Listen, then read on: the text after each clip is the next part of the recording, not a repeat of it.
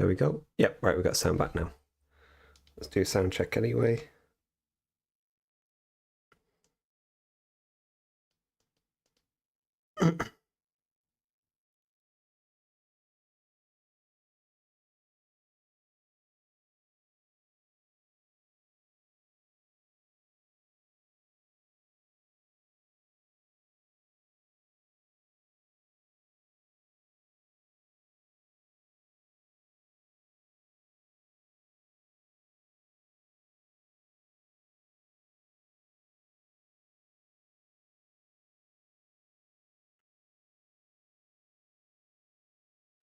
Got any sound? Just check for sound.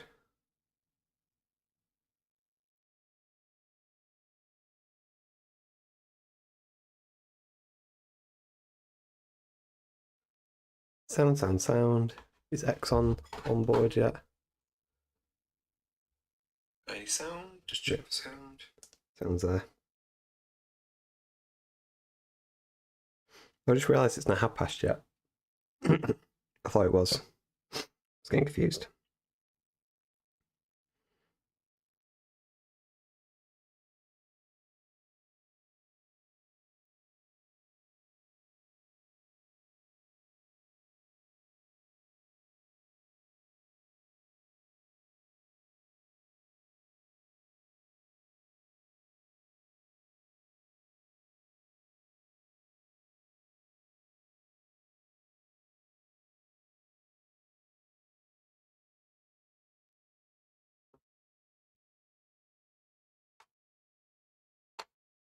Let's see, are we online?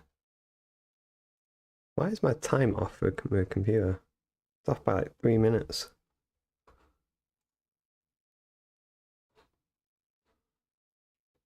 Alright, we'll wait anyway. Come back.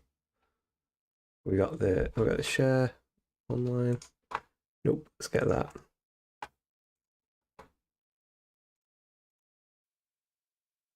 Here we go. Right, X is on now. Huzzah!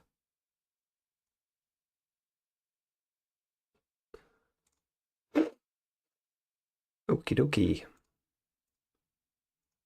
Good evening, everyone. We'll be starting in a sec. I just got to reply to something very quickly.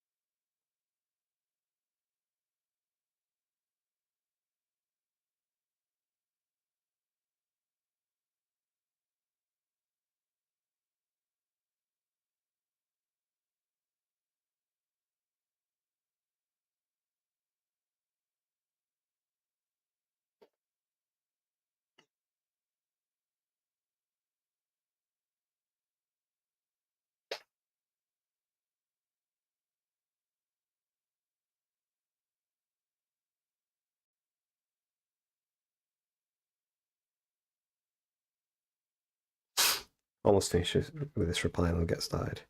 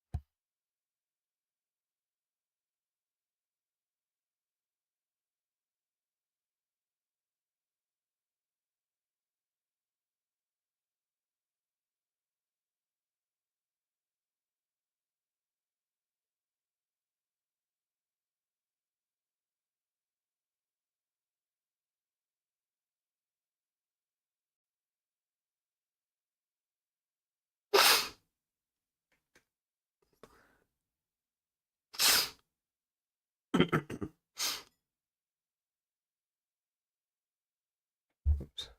Keep the thing alive. Hold on.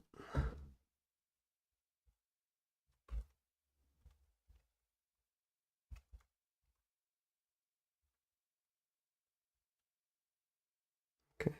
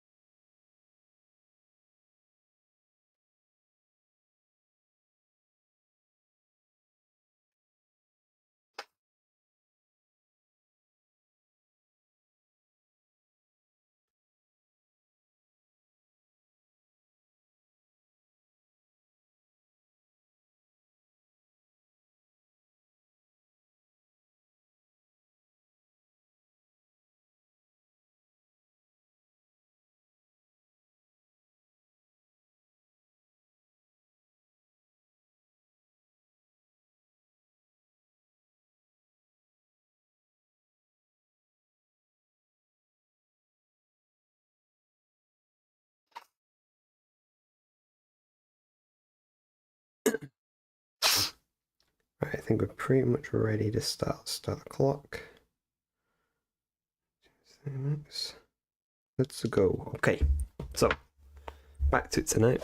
So we're on lesson 15 of sorting algorithms, and we're on quicksort. So I'm definitely going to bosh this off tonight, and maybe we get a chance to get into exponential time. These classes are taking a good amount of time, but we move anyway. So, right, so we're on to quicksort. Quicksort. Quicksort is an efficient sorting algorithm that's widely used in production sorting implementations like merge sort. Quicksort is a recursive divide and conquer algorithm. Divide. Select a pivot element that will preferably end up close to the center of the sorted pack. Move everything onto the greater than or less than side of the pivot. The pivot is now its final position. Recursively repeat the operation on both sides of the pivot. Conquer. The array is sorted after elements have been through the pivot operation. It is the explainer video, so I'll give that a watch. Quicksort is fast and efficient, and unlike some of the other algorithms that we've covered on this channel, it's actually used in the real world. Looking at you, bubble sort. Quicksort is a divide and conquer algorithm, just like merge sort. And while it technically has the same big O complexity as merge sort, order n log n, it doesn't require so much memory, and it doesn't have to copy elements from sublist to sublist. It actually sorts the entire list in place, which means that it can be more performant. All right, let's dive into how it works. We'll start with a random list of numbers. The first thing we need for quicksort is a pivot number, and to keep things simple, we'll just arbitrarily use the element at the end of the list. In this case, 5. Next, we need 2 pointers, I and j, to keep track of things, as we're going to be swapping them around. I will start at index -1, which of course isn't a real index, but we need to be able to increment into index 0 on the first swap. Then j will start at index 0, which is 8. So in this case, we'll be comparing 8 and 5. And because 8 is not less than 5, meaning j is not less than the pivot, we don't move I, but we do increment j. Now we do it again. We compare j to the pivot, 3 to 5. And because this time j is less than the pivot, we increment I, then we swap I and j. Now I understand that it's a bit funky. We're comparing j and the pivot, but actually swapping I and j. Just remember that.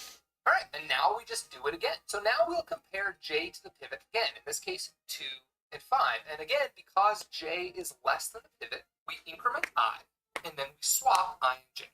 Next, we compare 9 and 5. Now this time j is greater than the pivot, so no swaps. We move j forward, but we cannot move I forward. 1 is less than 5, so we move I up, and we swap I and j. 7 is greater than 5, so no swaps here. 6 is also greater than 5, again, no swaps. 10 is greater than 5, no swapping. 4 is less than 5, one last swap. All of the numbers at or to the left of I are smaller than the pivot, and all of the numbers to the right of I are greater than the pivot. If we swap I plus 1 with the pivot now, then the pivot will be in its perfectly sorted place. Now, that's just one round of the partition function in quicksort, but frankly, it's the interesting part. The way we turn this partition function into a full-blown quicksort is by recursively calling this partition function. So we'll continuously partition this algorithm over and over on each half of the list until the full list is sorted. Now, remember how I mentioned that quicksort is generally more performant than merge sort? That's true, but it does have a dark side. If we consistently pick the smallest or largest element from the list as the pivot, it gets really slow and will actually degenerate into order n squared in big O terms, which effectively makes it a bubble sort equivalent, which is something that no sorting algorithm wants to be. But honestly, that shouldn't scare you. There's pretty trivial ways to make sure that quicksort never degrades. For example, we can just check and make sure that the list isn't pre-sorted. We could randomize the list before sorting it, or we could even pick the pivot at random for maximum chaos. Anyways, optimized versions of quicksort are used all over the place in the real world. Most languages' standard libraries actually do use quicksort, at least for part of the standard implementation of their sorting algorithms. Now, so you can properly visualize it end to end, here's a full animation of quicksort on a larger data set.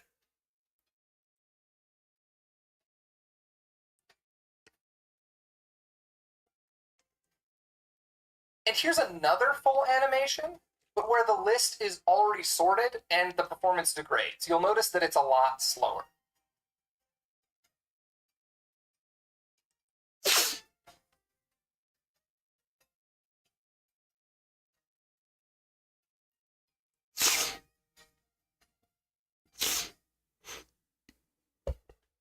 Good explanation. So, pseudocode.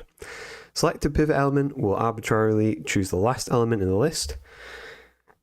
Move through all elements in the list and swap them around until all the numbers less than the pivot are on the left, and the numbers greater than the pivot are on the right. Move the pivot between two sections where it belongs. Recursively repeat for both sections. So the assignment. We now have two sorting algorithms on our locked-in backend. It is a bit annoying to maintain both in the codebase. Quicksort is fast on large datasets, just like merge sort, but is also lighter on memory usage. Let's use quicksort for both follower count and influence revenue sorting. Complete the quicksort and partition functions according to the given algorithms. The process is started with quicksort A-O and then length of A minus O. Okay, so quicksort nums low and high. So if low is less than high, okay, so we're on quicksort. So if low is less than high, then partition the input using the partition function and store the returned middle index. Okay, so middle equals partition. I'll give it the nums and low and high.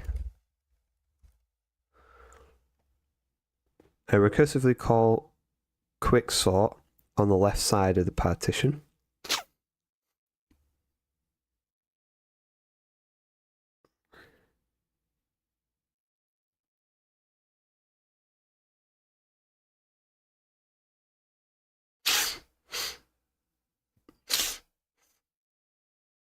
Recursively call quicksort on the left side of the partition. Recursively call quicksort on the right side of the partition.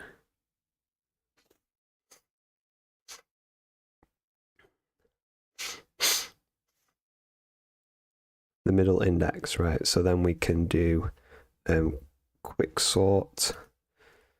It's going to be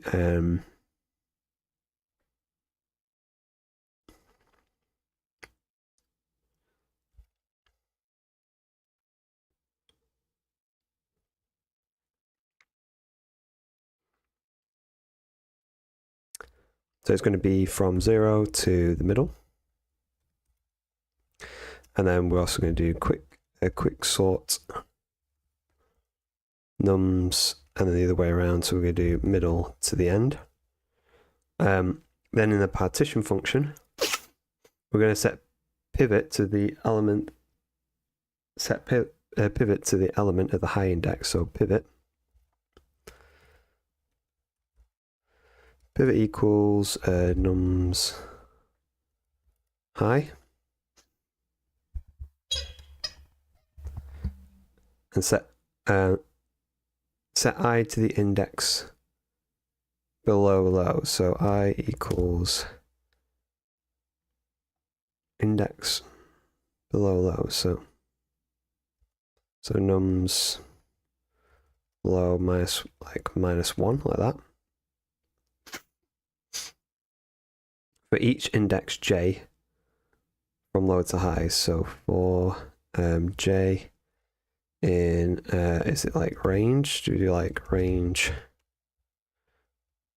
low to high, like that? If the element at index j is less than the pivot, so if j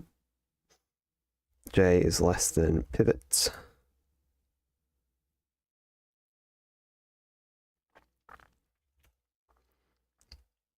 and I can't remember if you do that, so hold on. Whoops. Python increment by 1. Oh, you have to do it as plus equals, right? Plus equals 1.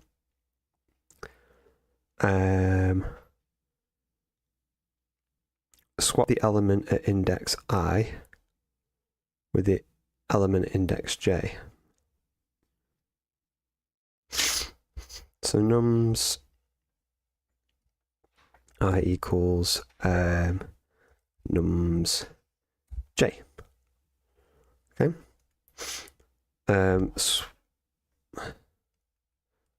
So then swap the elements to the right of I with the pivot element. Swap the element to the right of I with the pivot element. Okay, so nums I plus 1.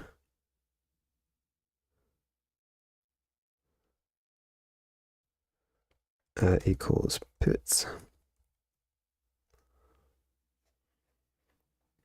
And then return the new index of the pivot. Return the new index of the pivot element, item in the middle of the partition.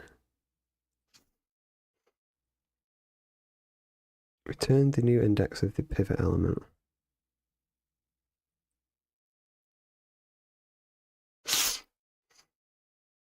I think that's that.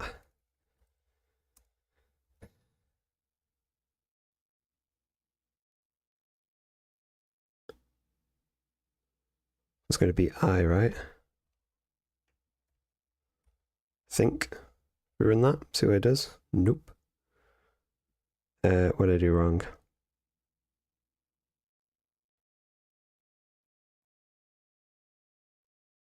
List assignment out of index range.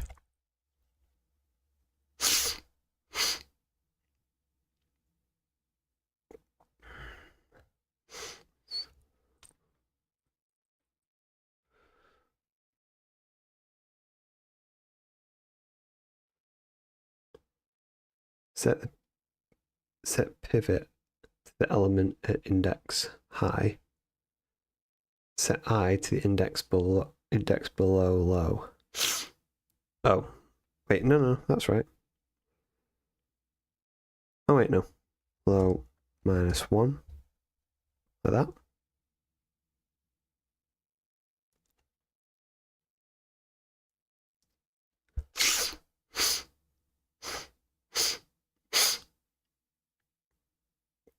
Oh yeah. I think it's just going to be like that, but we'll see.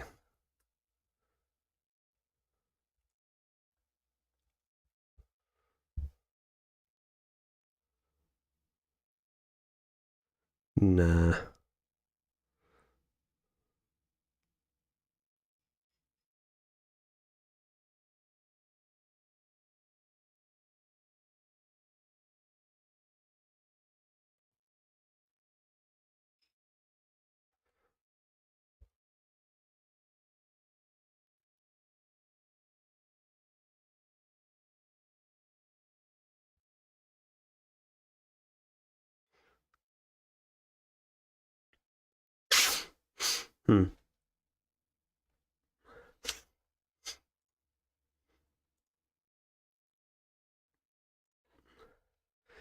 It's not quite it.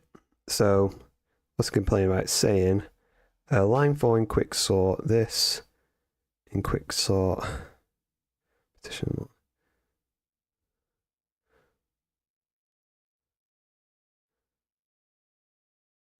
List index out of range. Let me just print nums and then low. I just see what it's doing.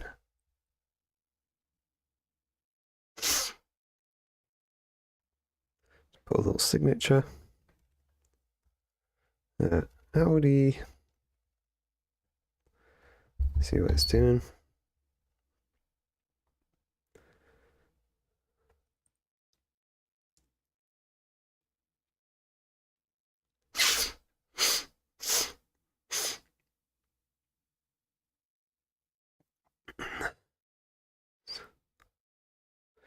Nums high index out of range.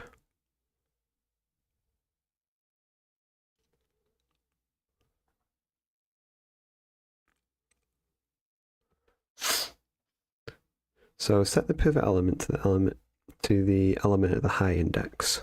Yep. Set I to the index below low, so just low minus 1. For each index j from low to high, if element at index,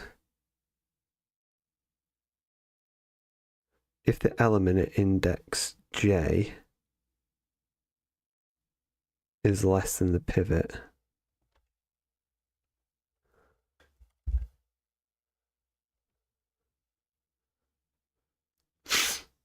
increment I by 1, swap the element index I to the element at index j, and then swap the element to the right of I with the pivot element, and then return I. Return the new index of the pivot element, the item in the middle of the partition. So there's going to be +1. Is that the problem? No, that's right.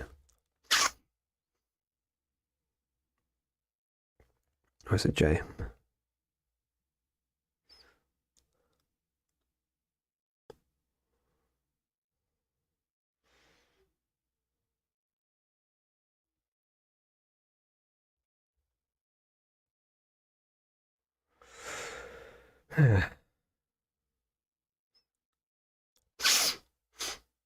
Hmm.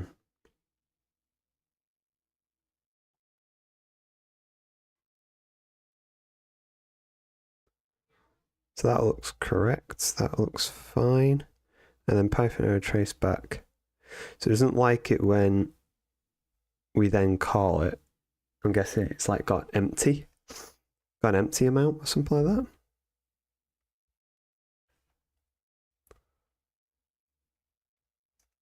Let's just see.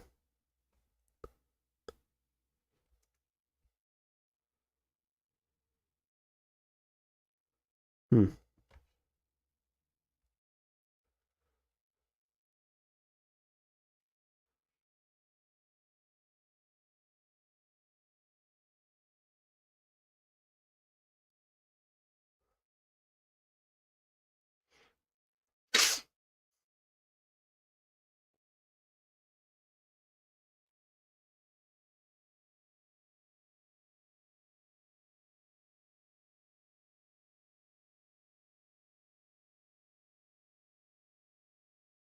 Pivot and I.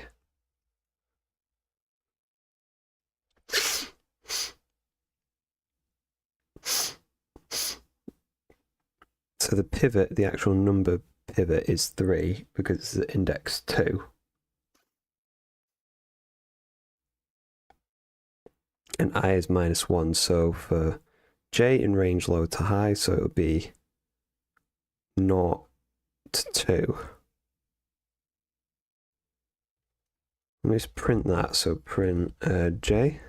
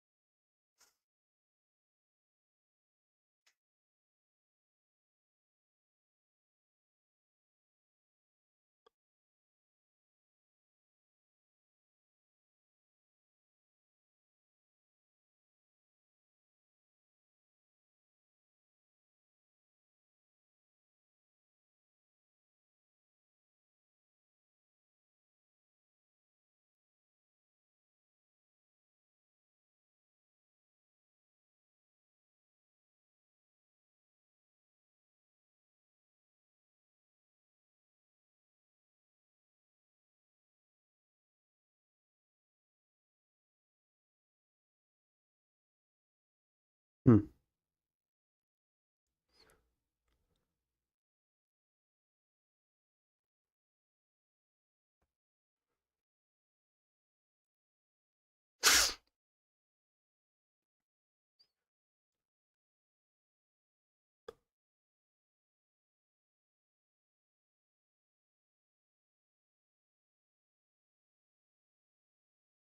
What's wrong with that?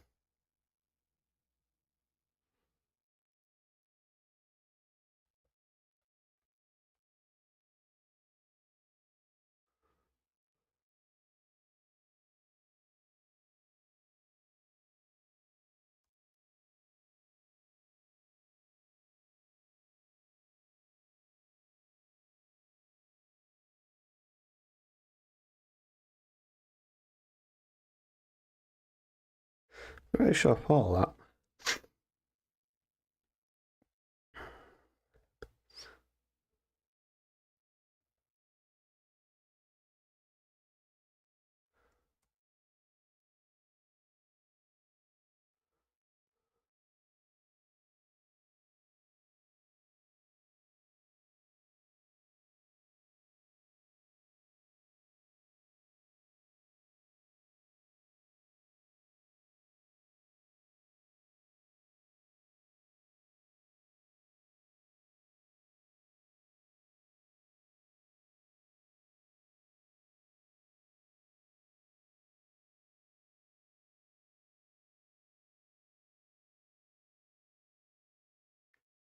Set I to the index below low.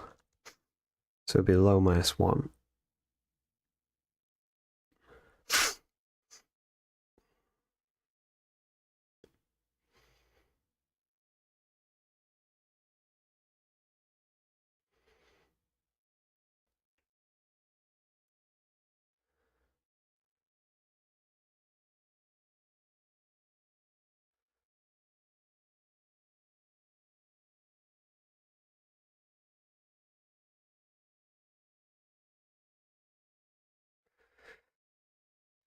Not sure why that's falling over. Nums high. List index out of range, but at this point, nums and high. Nums is just got one element in it. And that. Oh, I suppose that's not right, is it?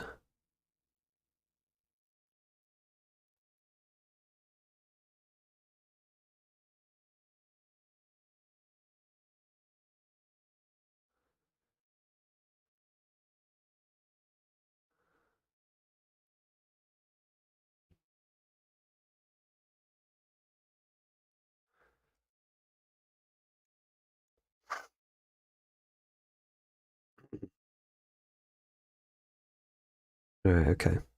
Right, yeah. That's not right, because it's going to be... Yeah, okay. Just trying to figure out why is that logic... So I can see what the problem is now, but trying to figure out why is that logic wrong. So, did that. That's definitely right. And then set I to the index below low. To the index below low.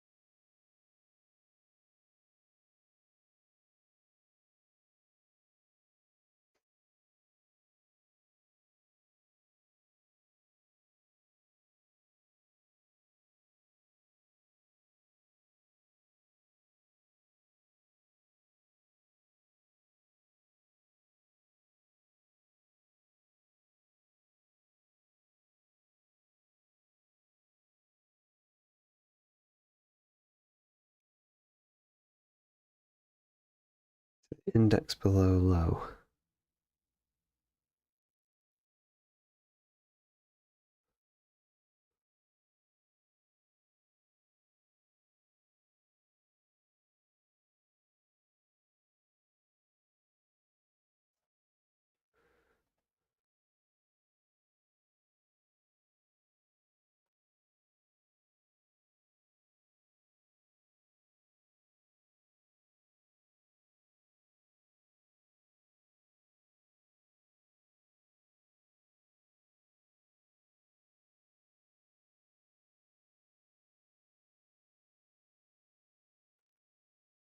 See what the problem is? It's trying to reference the first in the index, but using 1.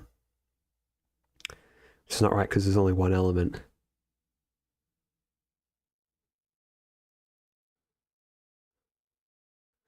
From low to high. Let me look at the range things. So like range.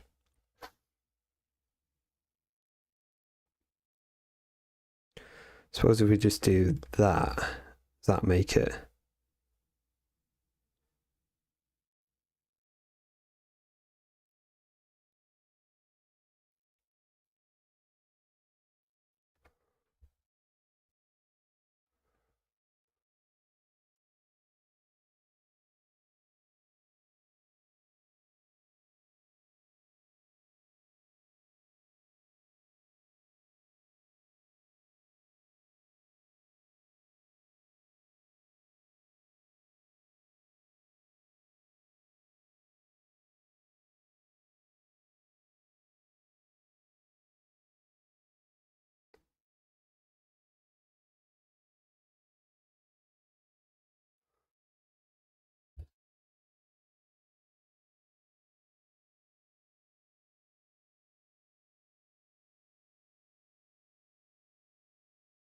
Hmm.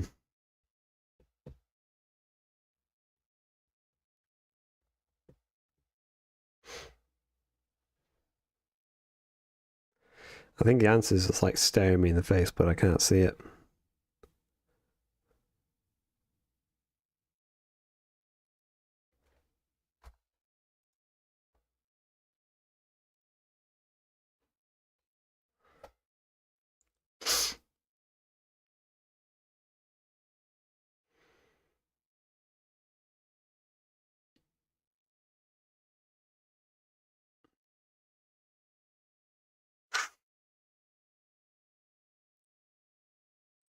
It's this part. But I'm trying to think, where does it returns I?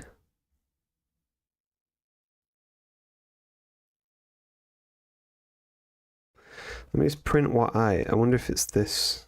Print I. Return the new index of the pivot element. The item in the middle of the partition.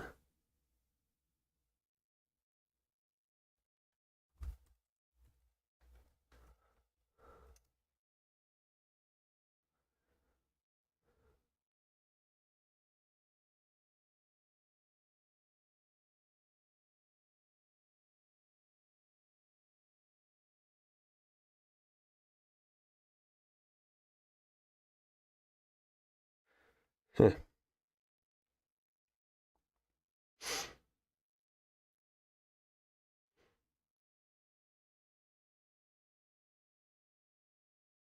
Return the new index of the pivot element.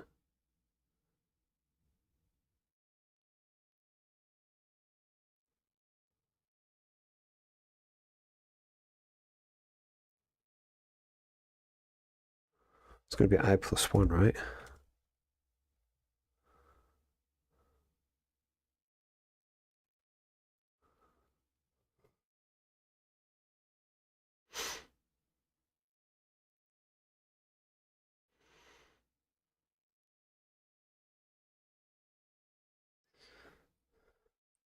Return the new index of the pivot element in the middle of the partition. Swap the element to the right of I with the pivot element. Return the new index.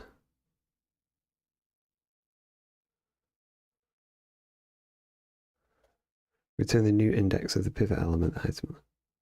Swap the element to the right of I with the pivot element.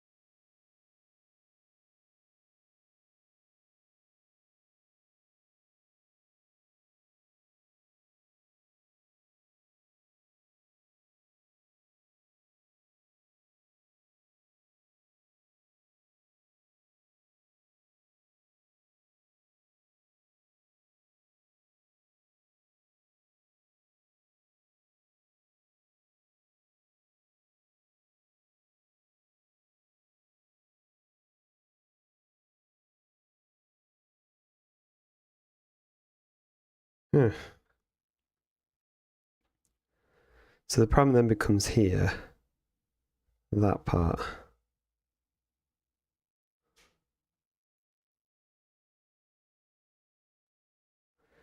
Set pivot. Moment.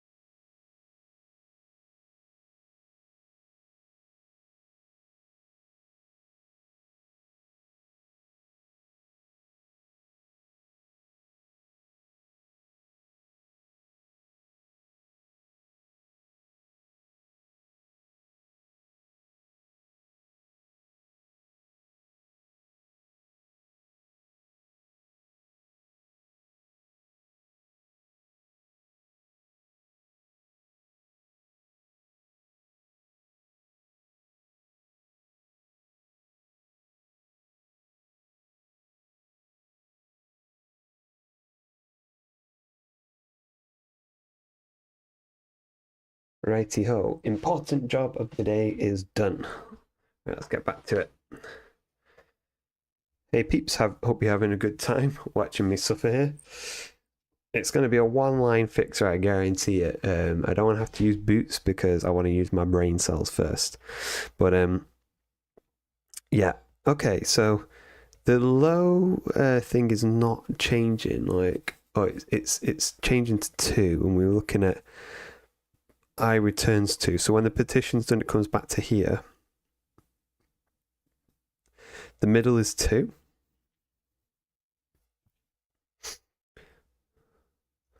So let me look at this. Up here.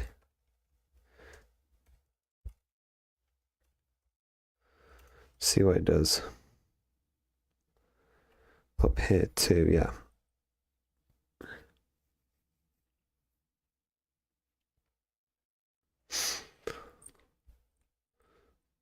I mean, it's not really right, is it, if like the you know,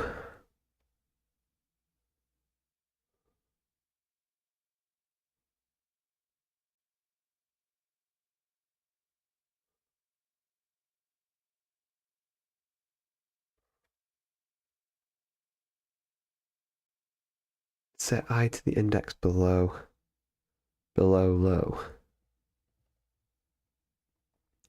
So at this point, that'd be -1, right? So then we'd be like nums j. So j would be 0 is less than the pivot, which in this scenario would be 3. So if nums j. So if 2 is less than 3, which it would be, then increment I by 1, so then I would become 0. So the first item then becomes the last, essentially.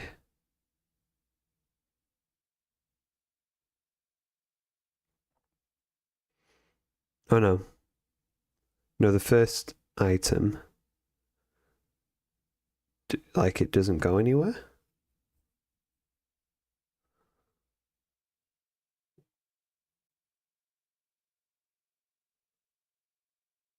If the element at index j is less than the pivot, then swap the element at I with the element index at j.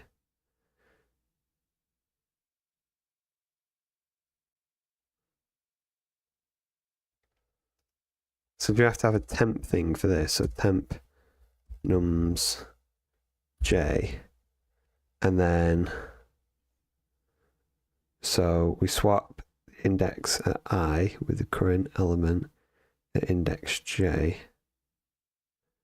So then nums j equals temp, like that. Is that the missing part?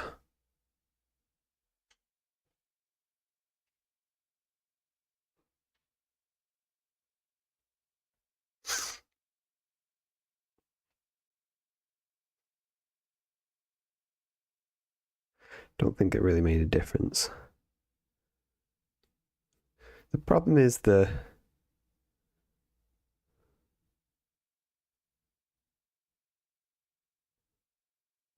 swap the element to the right of I with the pivot element.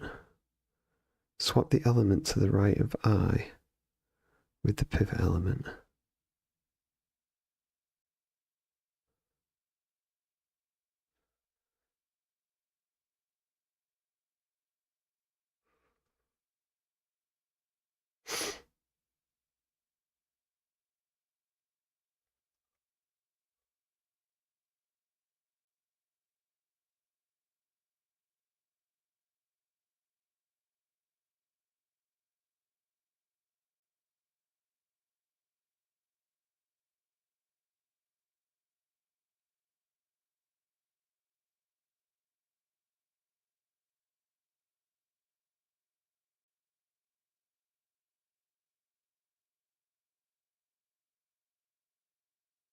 I feel like it's just something very basic missing.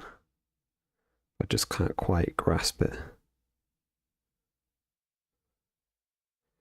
And I know what's wrong. It's here. It's when I is 2, then it returns.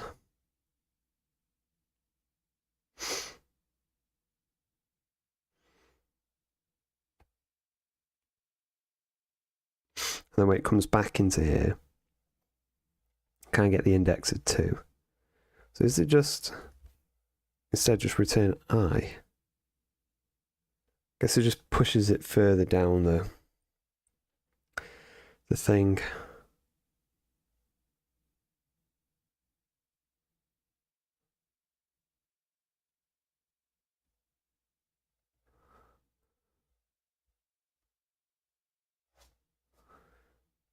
So it says return the new index of the pivot element, the item in the middle of the partition.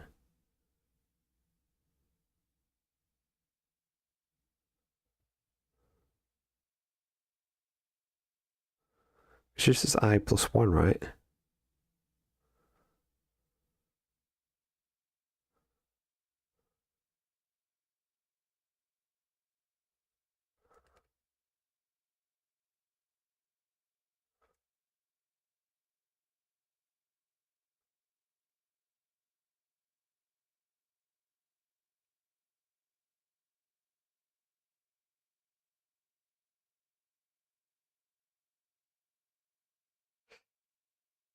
Right, I'm going to ask Boots for help.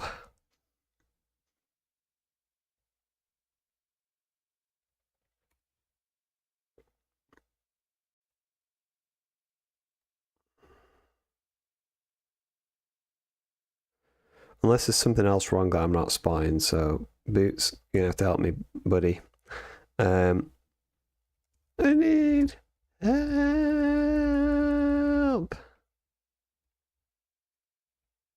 Yeah, let's take the fish.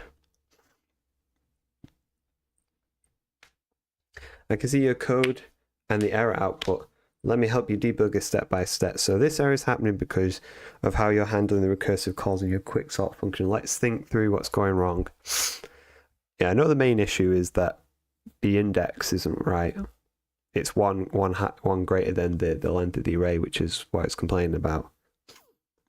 So when you call quicksort nums middle to the end, low middle, you're creating a new smaller list, but you're still passing the original low and middle indices. These indices might be out of bounds for the smaller list. For example, if nums middle creates a list with 2 elements, but middle is a 2, then nums high, where high is middle, would try to access index 2. Right, okay, that it only has indices 0 and 1. Here's what you need to think about. Should you be creating new sublists with slicing, or should you be working with the same list throughout, but with different index boundaries? If you're working with the same list, what should the new high and low parameters be for recursive calls? Hint. Quicksort typically works in place, meaning it sorts the original list rather than creating new sublists. Low to high parameters are meant to define the boundaries of the section you're currently sorting. Can you think about how to adjust your recursive calls so that they work with the original nums list, but the correct index boundaries?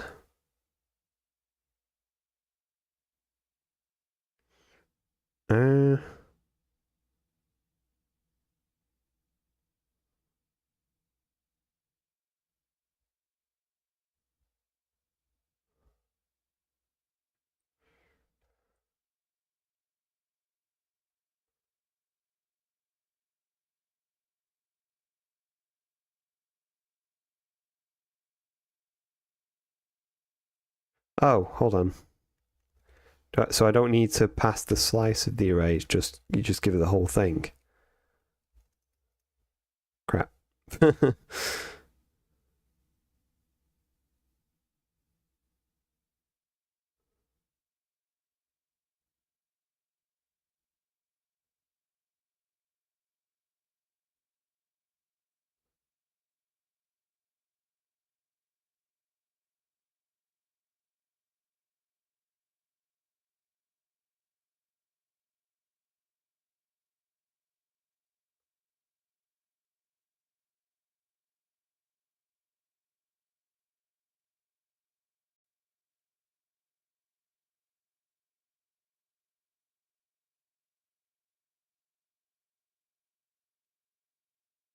Maximum recursion depth reached in comparison.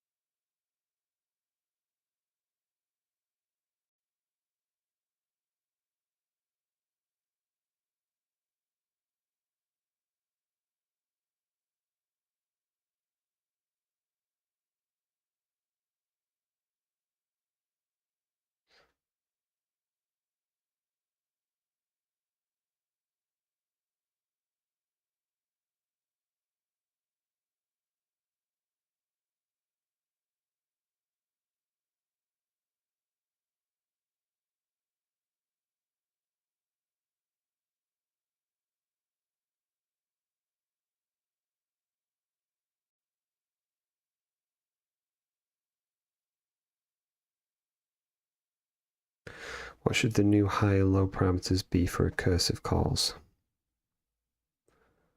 Well, if we don't use middle here, where do we use it?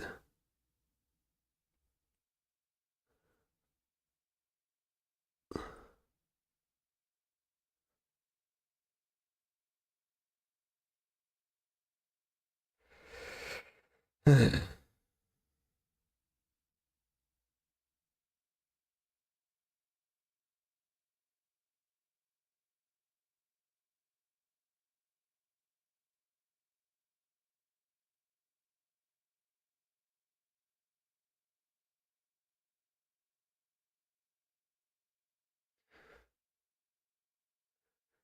low and high parameters meant to define the boundaries of the section you work on.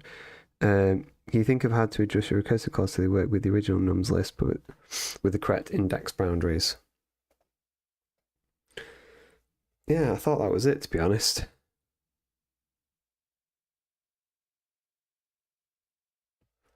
Maybe we don't need this part going on.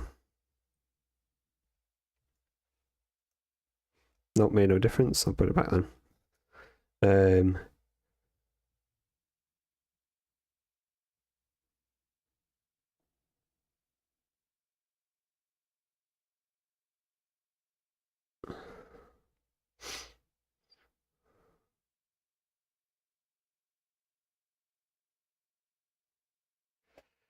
Blimey.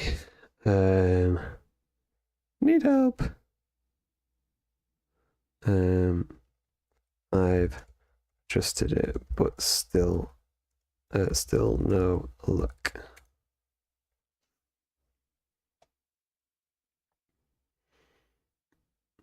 Good progress. You fixed slicing issue, but now you've got an infinite recursion problem because the error shows that nums low middle is calling itself over and over again. Let me ask you a question, help you figure this out. Think about the partition process. After you partition the array, where is the pivot element located? Is it still mixed in with the other elements? Is it in its final correct sorted position? Bingo. If the pivot is in its final position, should it be included in the recursive calls to sort the left and right sides? Look at your recursive calls. What range of elements does this cover? What range does this cover? You accidentally including the pivot element, which is already in the right place in one of these ranges. Key question, if your partition function returns the index where the pivot ended up, and that pivot is now its correct found position, what should the boundaries be for sorting the elements to the left and right of it? Take a moment to trace what happens. Is simple like, yeah, so just a case of like +1 here. Nope, crap. Oh,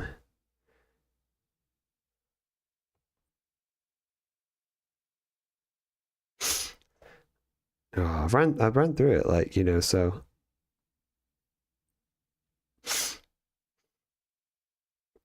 So what range does this cover? So, okay, let's start from the top. So we're taking nums is 2, 1, 3, low is 0, high is 2. So 0 and 2. So if low is less than high, so 0 is less than 2. So we do this. Middle is partition, so then we pass 2, 1, 3, 2, 1, 3, 0, and 2. So trace it through. So pivot is equal to nums high, so nums 2, and that'll be 3, so that's going to be 3. Then I is going to be low -1, so low is going to be 0 -1, so it's going to be -1. So for J,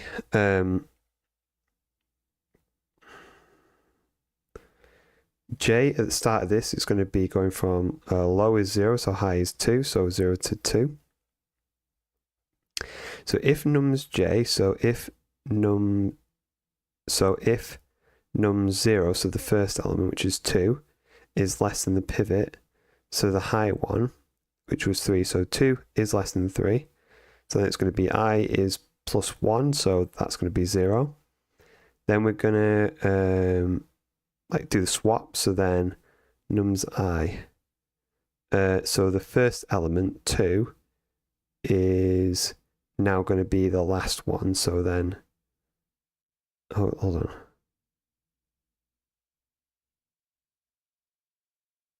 Swap the element at index I with the element at index j.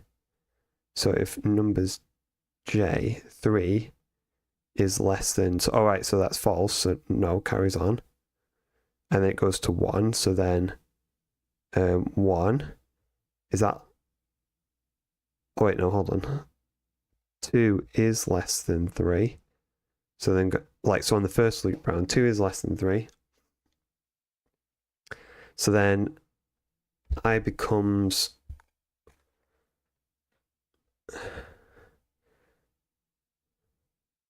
0. And then we basically take 2. 2 equals numj, so 2. No, that's not right. So nums j. So is 2 less than 3? It is. So then nums I, which is going to be the first element, 2, is equal to nums j, which is also 2. And then go back around again. So then j is 1. So then 1 is less than 2. So then I plus 1 equals, I've lost it now. So that was 0, so then it's going to be 1. So then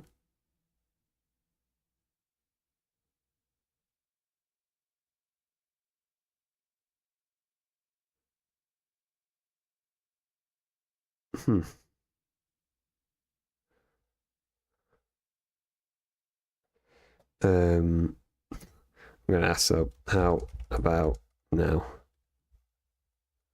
I'm really stuck.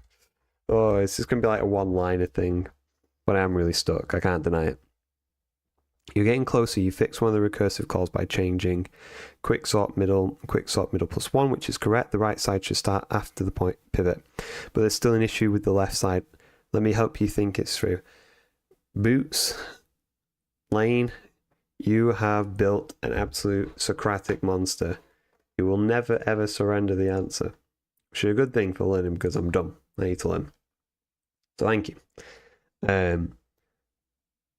So the key insight, after positioning, the pivot is at the index middle. The pivot is at the index middle and it's in its final correct position. So elements to the left of the pivot need to be sorted. Elements to the right of the pivot need to be sorted. Right, okay, so we don't need to include it in the recursive call. So is it just this? Well, I guess we're closer. The pivot cell should not be included in either recursive call. Look at your first recursive call. Yeah, this call will try to sort low to middle, but middle is where the pivot is located. Since the pivot is already in the correct position, should be included in the sorting range. Think about it this way. Yeah. Also notice a small buggy on partition function in your swapping code. You're setting, but then you're putting temp, which is also number, but what should nums j actually be set to?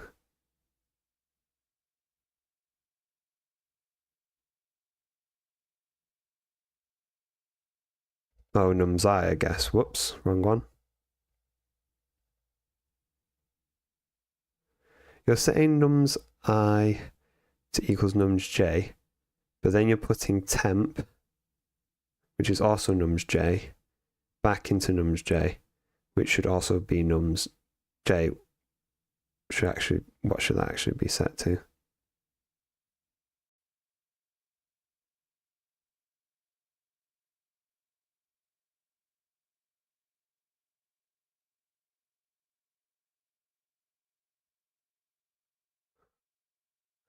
Did I get it? Come on, Boots. Great progress. You fixed the recursion issue in the swapping logic. No more infinite loops. However, there's still one more bug in your partition function. Look at the output. 1113 instead of 123 and the 11. So instead of expected result, notice how some numbers are getting duplicated while others are disappearing. The issue is in this line. The pivot. Think about what happens here. You're placing the pivot position I plus 1, but what was originally at position I plus 1, you're overwriting that value without saving it anywhere. here's what you need to do. Instead of assigning pivot to, you need to swap the pivot, which is currently at nums high, with whatever is at nums. Question for you: how can you swap the element with the element nums high, the pivot, so that the values don't get lost? You've already shown you know how to swap two elements, so I guess it's just going to be like second swap. I'm just going to call it swap. Second swap is where's the second swap? I suppose it's nums I plus 1, and then nums I plus 1 equals pivot, and then pivot equals second swap. Ugh.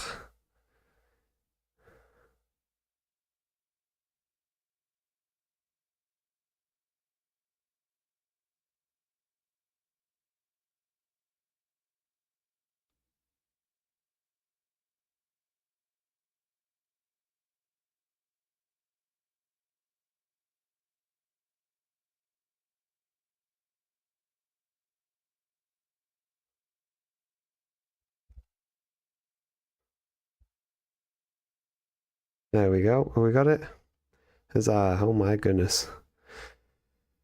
That was painful, guys. I'm not going to lie. But on the other side of the pain and valley is triumph. And I'll take every little bit I can get. Okay, so quick big sort O. So on average, quick sort has a big O of O(n) times log n. In the worst case, and assuming we don't take any steps to protect ourselves, it can degrade to O(n) to the power of 2. Partition has a single for loop that ranges from the lowest index to the highest index in the array. By itself, the partition function is O(n). The overall complexity of quicksort is dependent on how many times partition is called. Worst case, the input is already sorted. An already sorted array results in the pivot being the largest or smallest element in the partition each time, meaning partition is called a total of n times. Best case, the pivot is the middle element of each sublist, which results in log n calls to partition. So reference here like that. How much simpler was this? Oh, you can swap it like that, really? I'll have to remember that for next time. Right, what causes quicksort to break down to O log n squared? An unusually large list, an already sorted list. What is quicksort's worst case for big O complexity? Is that? You just said what it was. Okay, fixing quicksort. Ugh. While the version of quicksort that we implemented is almost always able to perform at speeds of O(n) times log n, its big O is still technically O(n) squared. Due to the worst case scenario, we can fix this by altering the algorithm slightly. Two of the approaches are shuffle input randomly before sorting. This can trivially be done in O(n) time. Actively find the median of a sample data of the partition. This can be done at O(1) time. Random approach. The random approach is easy to code, which is nice if you're the one writing the code. The function simply shuffles the list into a random order before sorting it, which is O(n) operation. The likelihood of shuffling a large list into sorted order is so low that it's not worth considering. And then the median approach. Another popular solution is to use the median of 3 approach. 3 elements, for example the first, middle and last elements of each partition, are chosen and the median is found between them. That item is then used as the pivot. This approach has less overhead and also doesn't require randomness to be injected into the function, meaning it can remain deterministic and pure. What does shuffling quicksort's input do? Slows the algorithm, practically ensures runtime of n log n, makes the algorithm unsafe for production use, makes it really slow. Practically ensures that O log n, n log n.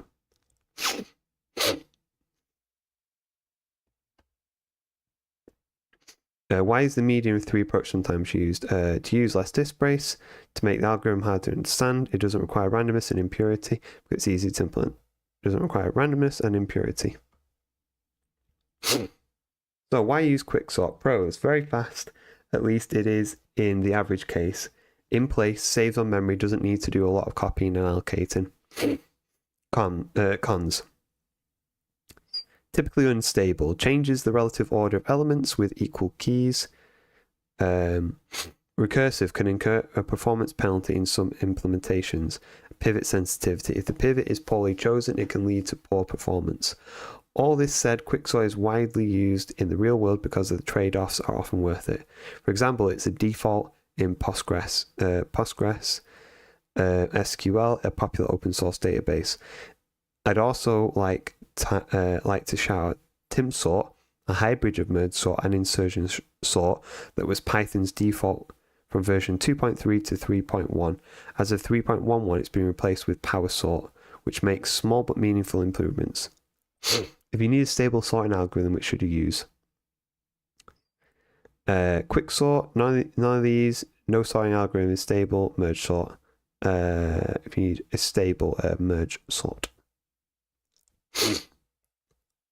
Which would you be more likely to use in a large production system? Quicksort. Okay, so the last one in this is selection sort, and then we're on to exponential time. Boy me, this has been a bit of a slog to get through these so far, but we move thanks to Boots, otherwise we've been here the whole time.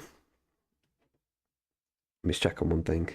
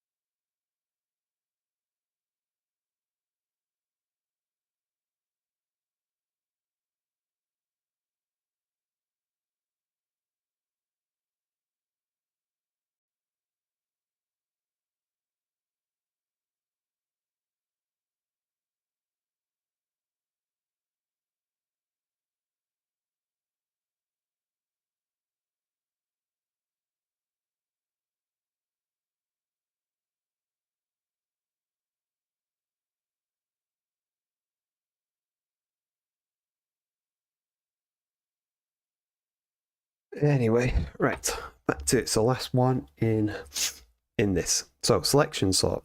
Another sorting algorithm we never covered in depth is called selection sort. It's similar to bubble sort in that it works by repeatedly swapping items in a list. However, it's slightly more efficient than bubble sort because it only makes one swap per iteration. So selection for pseudocode. So for each index, so for num in nums, not nuns,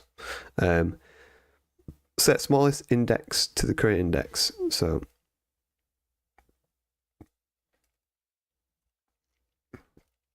forgotten, can you do like range and then len nums like that?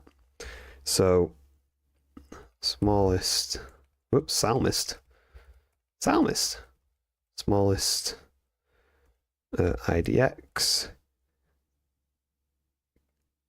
smallest index to the current index. So I for each index from I plus 1 to the end of the list. Okay, so for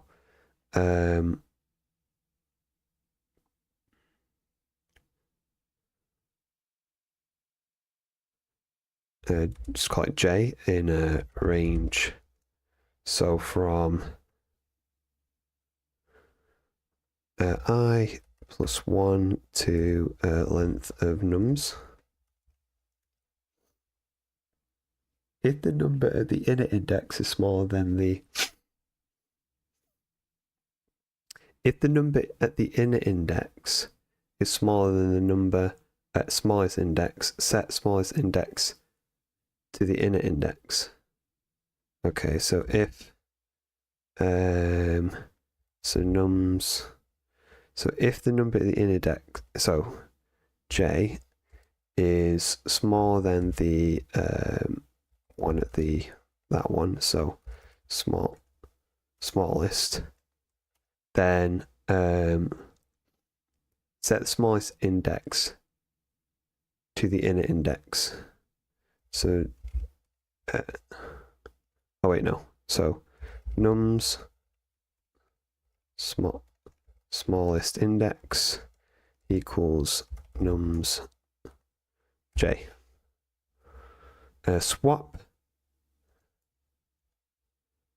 Swap the number at the outer loop index with the number at the smallest index.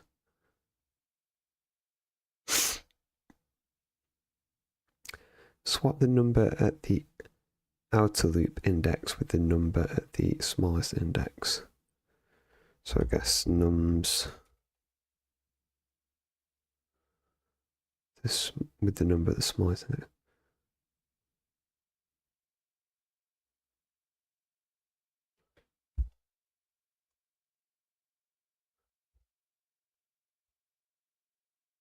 And then return the sorted list.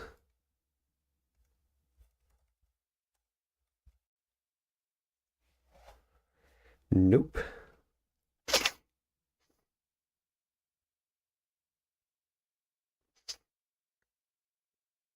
Right, let's do this again. So for each index,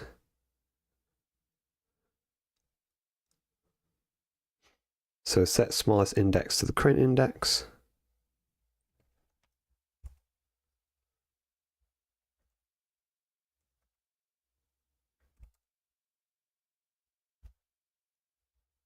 Just see what it is.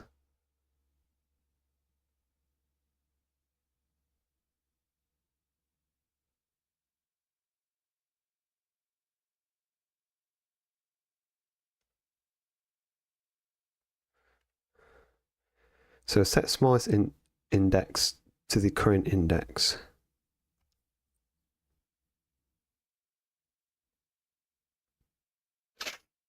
For each index from I plus 1 to the end of the list,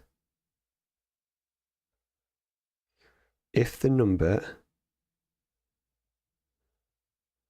set the smallest index to the current. When it says index, does it mean the? It means that, right? It means the increment. Let me just look up the thing. 4.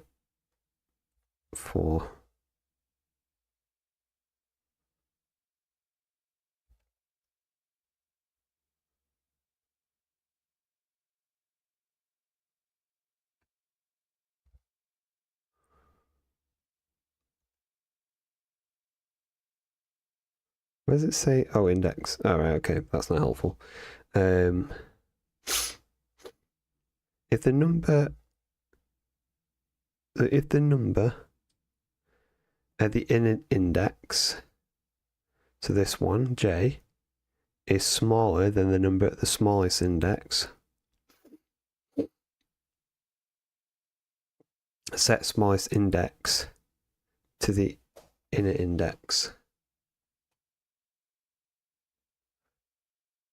What?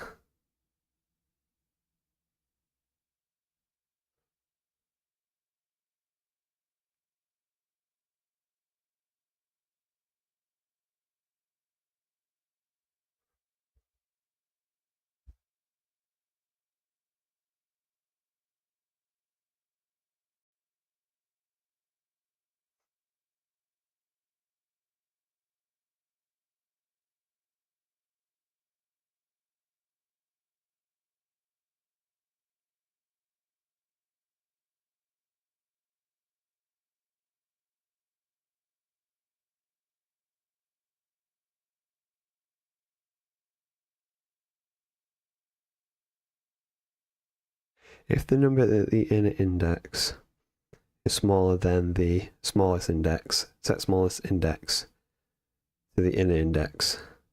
Swap the number at the outer loop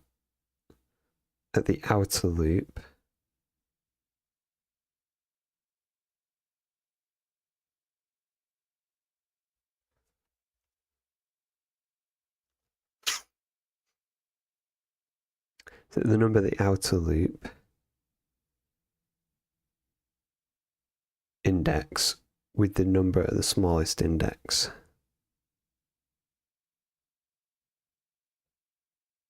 Return the sorted list. I think it's confusing me with like what the index is. So for this example, we've got inputs, so 5. So let me just print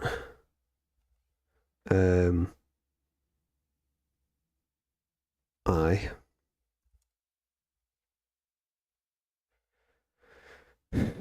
So yeah, at the beginning. So I 0. So 0 for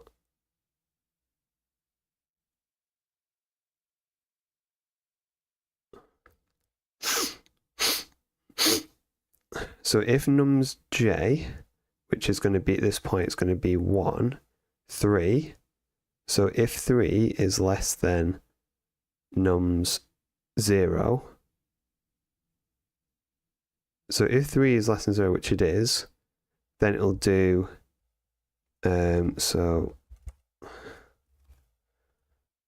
smaller. It's going to be smallest index and j, just to see what it is.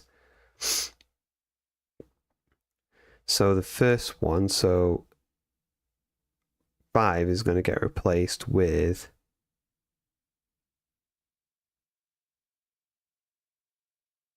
3, right? So 3. Oh, I suppose we need to do the swapping thing, don't we? Right. Okay, so then what is it? Nums j.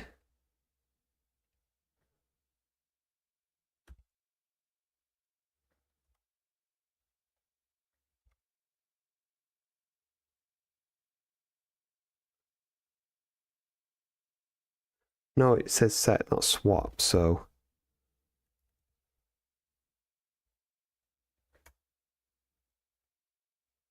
and then swap the number at the outer loop index with the number at the smallest index.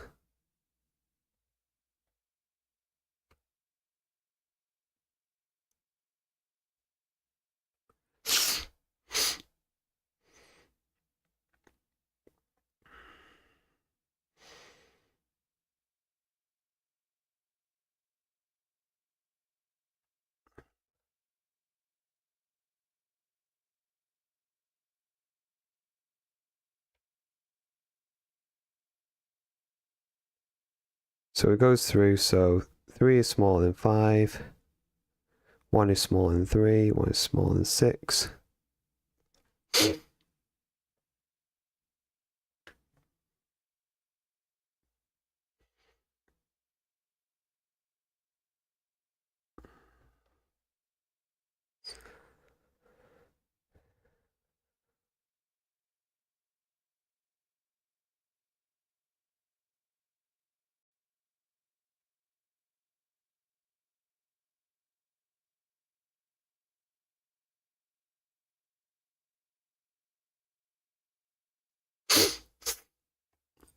So just try and run it through.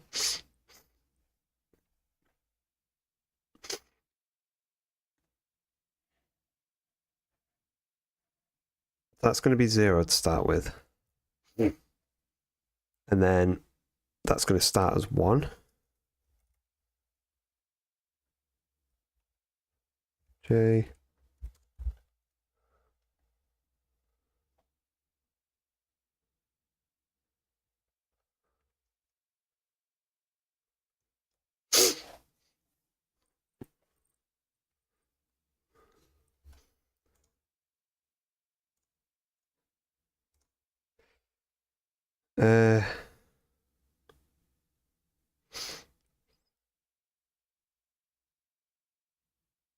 Yeah, so it starts from 1, so then it'll be nums, so it's going to compare 5 with 3. It's going to be 5 is less than, wait, no, 3 is 3 less than 5, it is.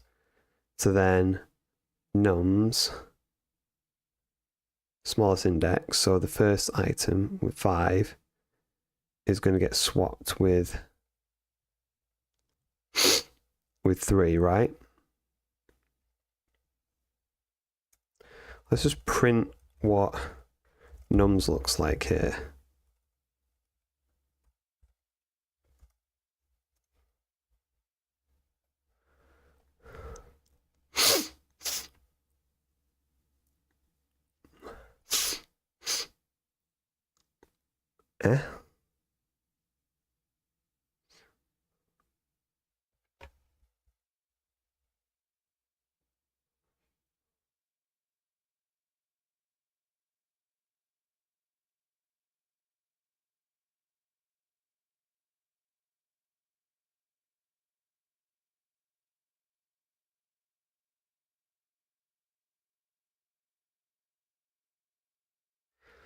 What are nums?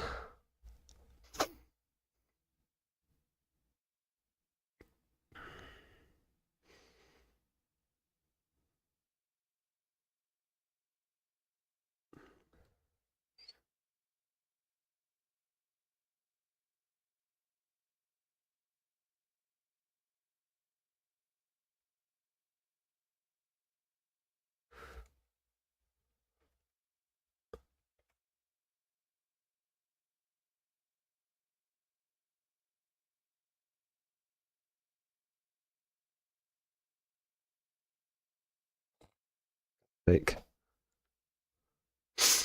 right, so for each index, we are doing that. Set the smallest index to the current index. That's what I'm doing. For each index in I plus 1 to the end of the list, if the number at the inner index is smaller than the number at the smallest index,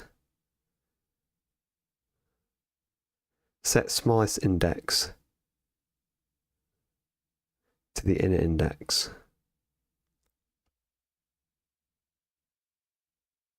Yeah, swap the number at the outer loop index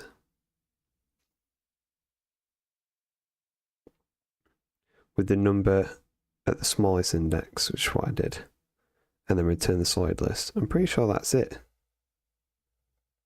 I don't really know where it's going wrong. Pull this up. Why does it always make this tiny?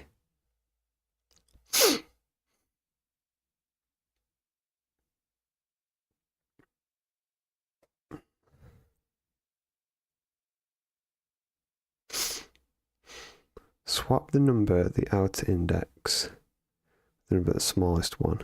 Ah, right, okay, here's where I need to do the swap. Right. So swap, and then there we go. I need to swap it. Read the question carefully, my friends. Huzzah. Oh boy, what a debacle. Right. Polynomial versus exponential. So now we're on to exponential time. 5 out of 16. Hey, and there's 10 lessons in this. Let's see if we can get through this. Hopefully there's more reading than code writing because I'm not with it. Polynomial versus exponential. So broadly speaking, algorithms can be classified into two categories: polynomial time, exponential time. Polynomial looks like some of these. Exponential is where the number to the power of n. Technically, on exclamation mark is factorial time, but let's lump them together for simplicity. An algorithm runs in polynomial time if its runtime does not grow faster than nk, where k is any constant. So n to the power 2, n to the power 3, etc. And n is the size of the input. To put it simply, polynomial time algorithms can be useful, but exponential time algorithms are almost always too slow to be practical unless you're trying to force someone to be slow, like in a case of cryptography and security. Even when n is as low as 20, 2 to the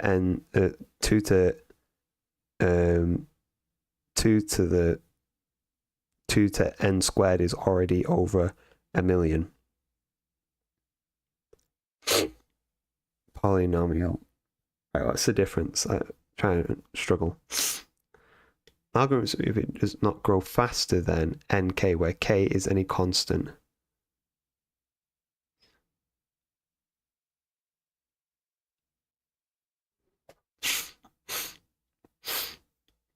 Okay. Polynomial algorithms are faster than exponential ones. Polynomial time equals p. So back in the 1970s, some computer scientists wanted to come with. We passed that one, so let me just ask Boots a question. Can you explain k better? Is k just a number bigger than n?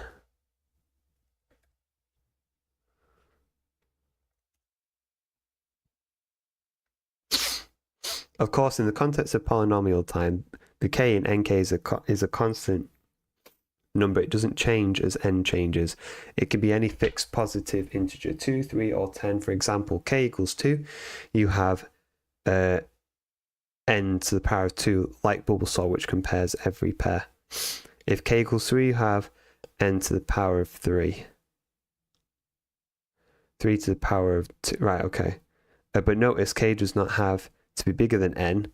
It's just some constant number, and the n is variable representing the input size. So now, as the input n grows, the algorithm's running time grows like n to the power of k, where k always stays the same. Would you like concrete example? Please, and thank you. Certainly, let's take a look at an example using k equals 2. Suppose you have a list of numbers and you want to check each possible pair to see if they add up to 10. One way to do this is with two nested loops. Let me read that again. So suppose you have a list of numbers and you want to check each possible pair to see if they add up to 10. One way to do this is with two nested loops. Yeah, in this code, each element, n of them, we check against every other element n again, resulting in n to the power of 2. Total checks if you ignore the details. Here, k is 2. So no matter how big your list gets, 2, the value k never changes, and the growth is always input size squared. Let me know if you'd like to see what happens if k is 3. Show me, please. Absolutely. Let's imagine a scenario k equals 3. Suppose you want to examine all possible triplets of numbers from a list to see if they add up to, say, 15. Here's a simple way to do it in Python. Here you have 3 nested loops. Each one goes through the list, so the amount of work grows like n to the power 3. That's polynomial time with k3. Notice how, as you add more levels of nesting, the exponent increases, but it's still polynomial. Can you compare, please? Give me an example of exponential. So absolutely, wait, hold on. Of course, let's compare polynomial time to exponential time, so you can see why they're different. Suppose you have an input size of n equals 10. If the algorithm is polynomial time with k equals 3, runtime grows with n to the power 3, and power 3 is 1000 steps.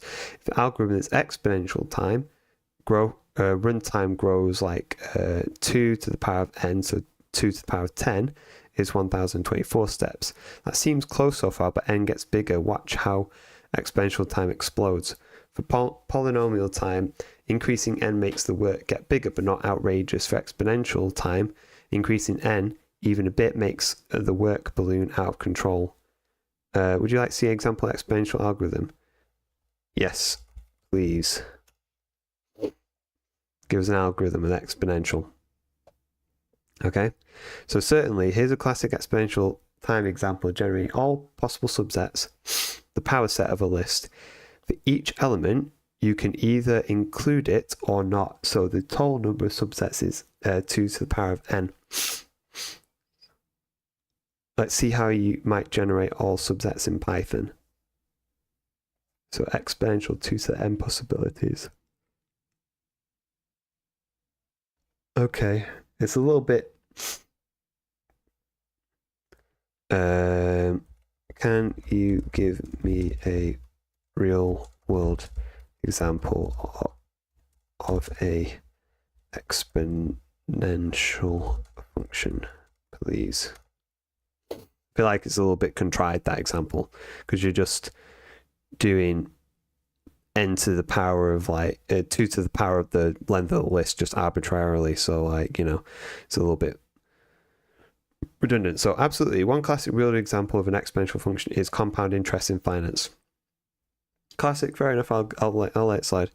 So A is the amount after n years. P is the principal starting amount times R is the annual interest in decimal form. So 5% is 0.05. N is the number of years. So this is exponential growth. Okay, I get the idea. It's fine. Let's go to the next bit. So polynomial time P. So back in 1970, some computer scientists wanted to come up with a good descriptive name for a set of polynomial time algorithms.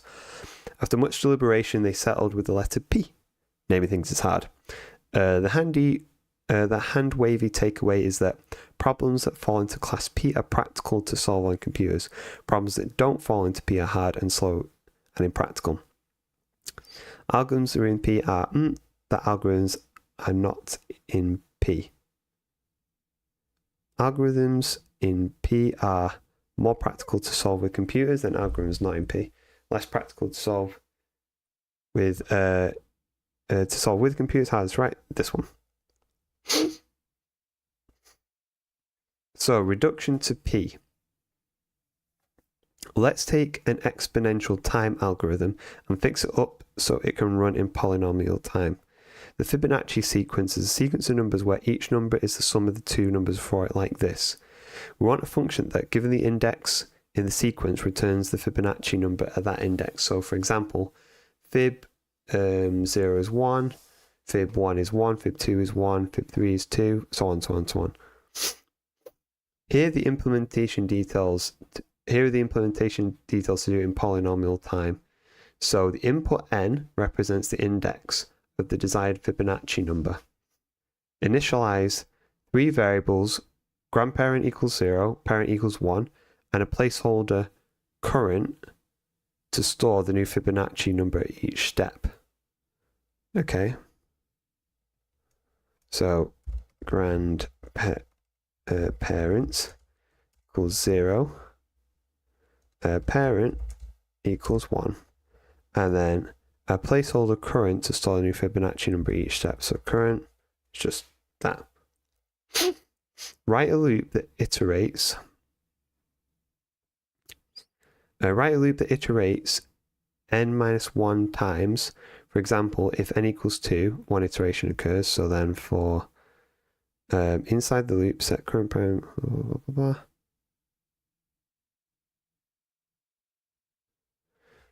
Okay, so do all that. Adjust, so inside the loop, set current to parent plus grandparent. Adjust the ancestor values, parent and grandparent, to maintain the sequence. Once the loop completes, return current. Our data scientists in Locked-in have found that the growth of the average influencer's follower count is roughly the same growth rate as Fibonacci sequence. In other words, after 6 weeks of good social media posts, the average influencer will have 8 followers, after 7 weeks, 13 followers, and so on. The trouble is, our implementation of the fib function takes so long, exponential time, to complete that influencers navigate to the analytics page. It often never completes loading. Adjust the fib function using the given algorithm to achieve polynomial runtime.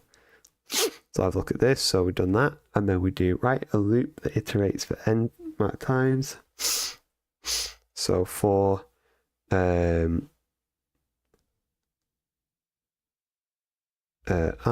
in range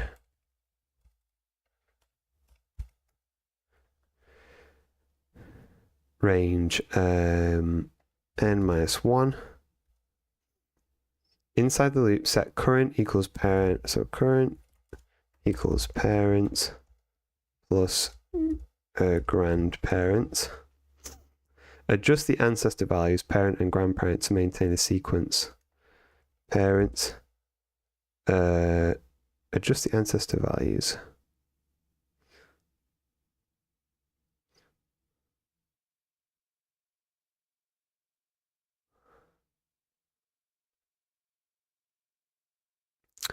Ancestor value, parent and grandparent. Maintain the sequence. It's going to be like +1, and then grandparent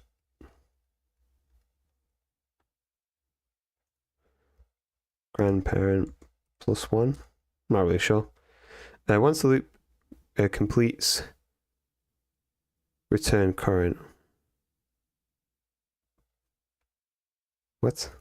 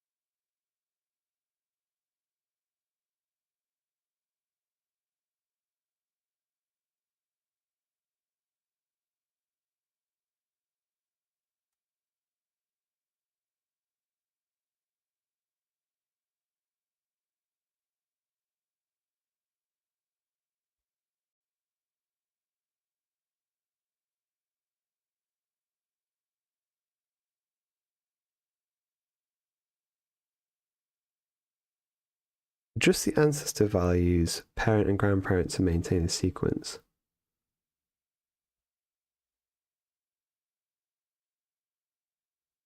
How much of the function do we need to get rid of boots? Come on, tell me that.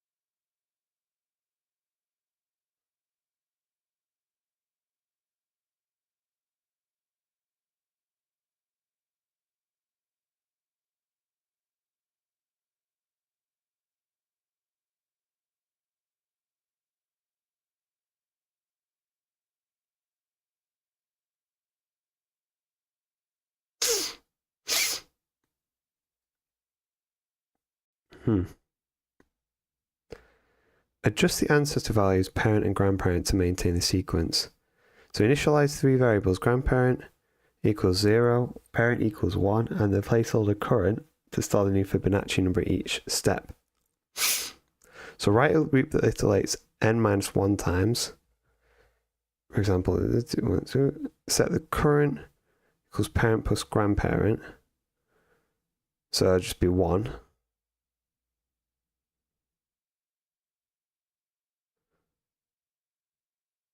And then adjust the ancestor values, parent and grandparent, to maintain this sequence.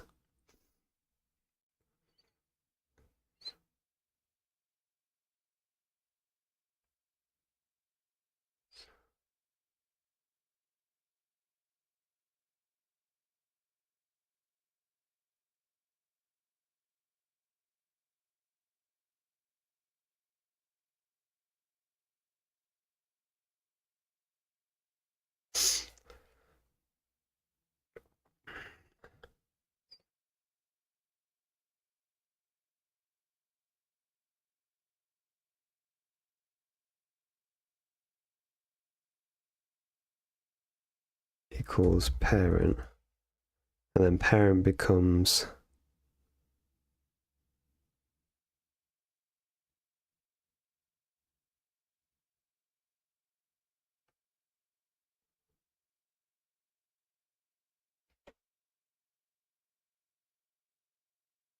grandparent becomes a parent. So current is a new two things added together.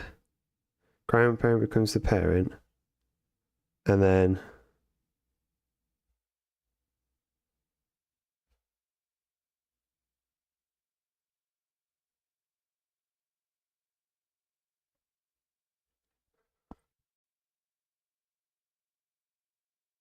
I think I'm misunderstanding what parent is here. So grandparent 0, parent is 1, current placeholder,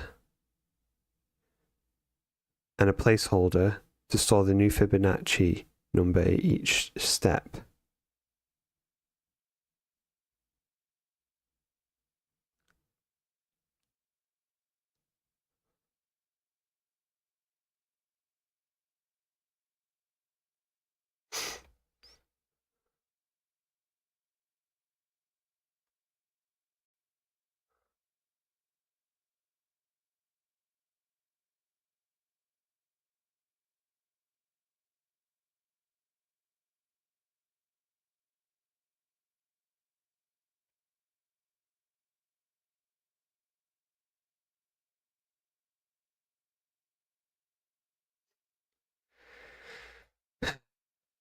Parent equals current.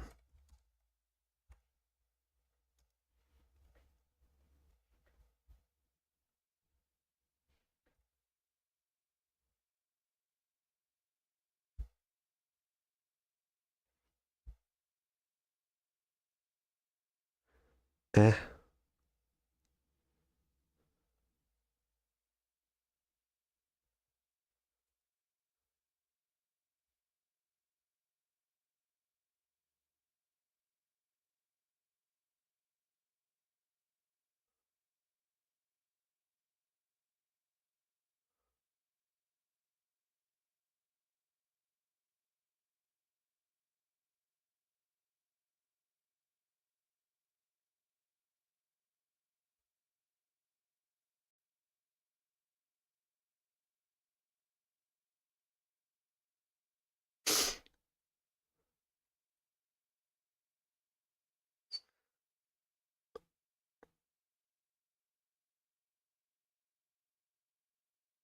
Let's got to start on 1, right?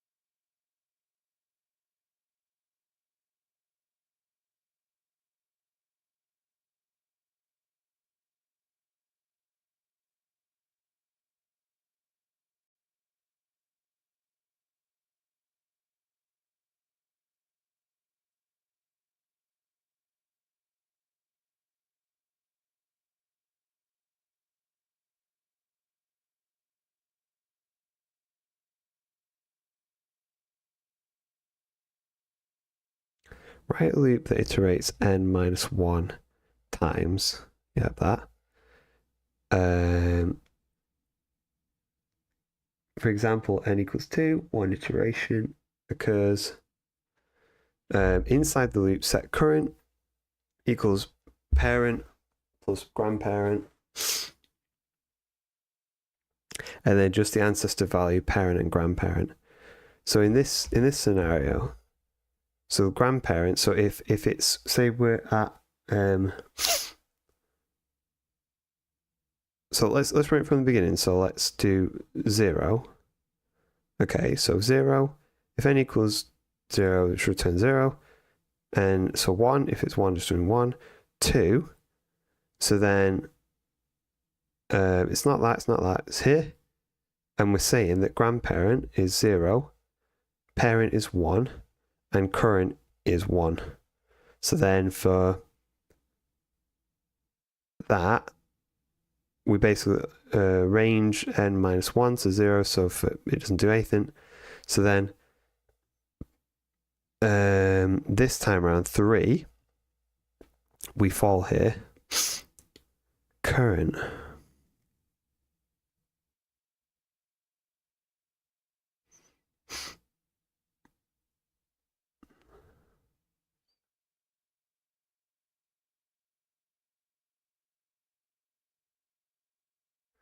I'm a bit lost on this one. Gonna have to ask Boots.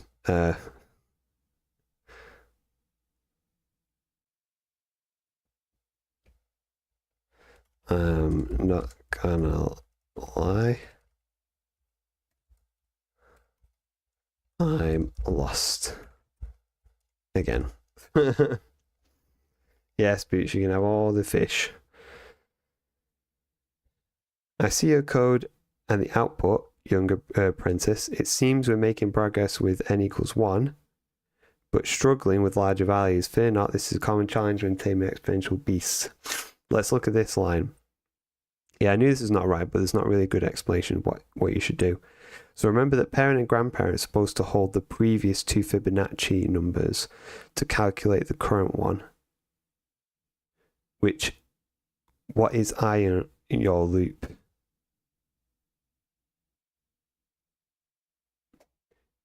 Is I always going to be a Fibonacci number that you need to calculate the next one? How should parent and grandparent be updated to based on the current Fibonacci number you just calculated?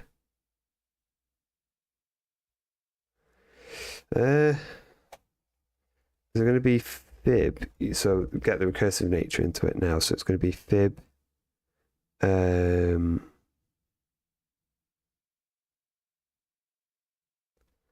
minus 1 and then fib I. Is that right? Nope.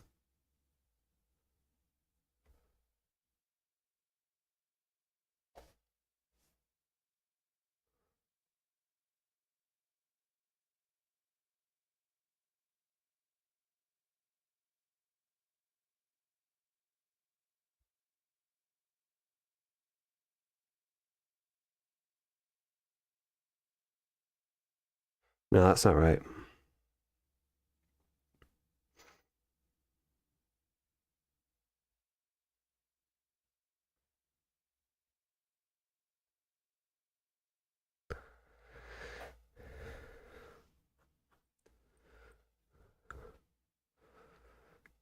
So in this example 10, so 10 goes to here, grandparent is 0, parent is 1. Well, that can't be right.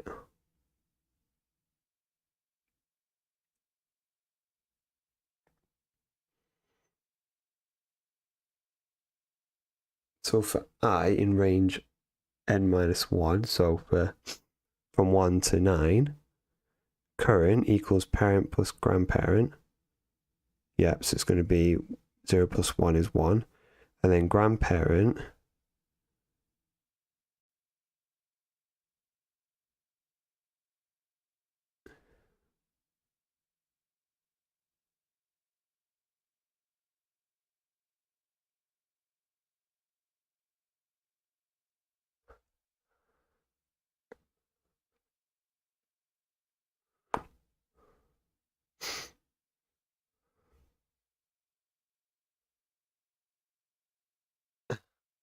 not sure. I don't get it. I'm not following it. I see all the H changes in the output. It seems we're still wrestling with those grandparent and parent values. Remember, the goal is to make your fib function run faster by performing repeated calculations. When you call fib I minus 1 and fib I inside your loop, you're actually going back to the original slow recursive way for Fibonacci. Let's think about it.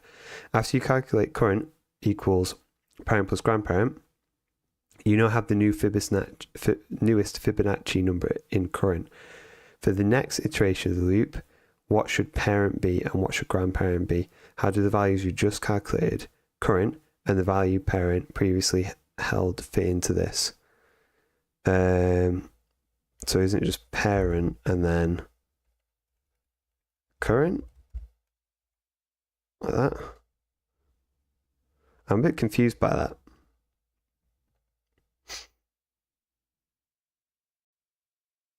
Okay.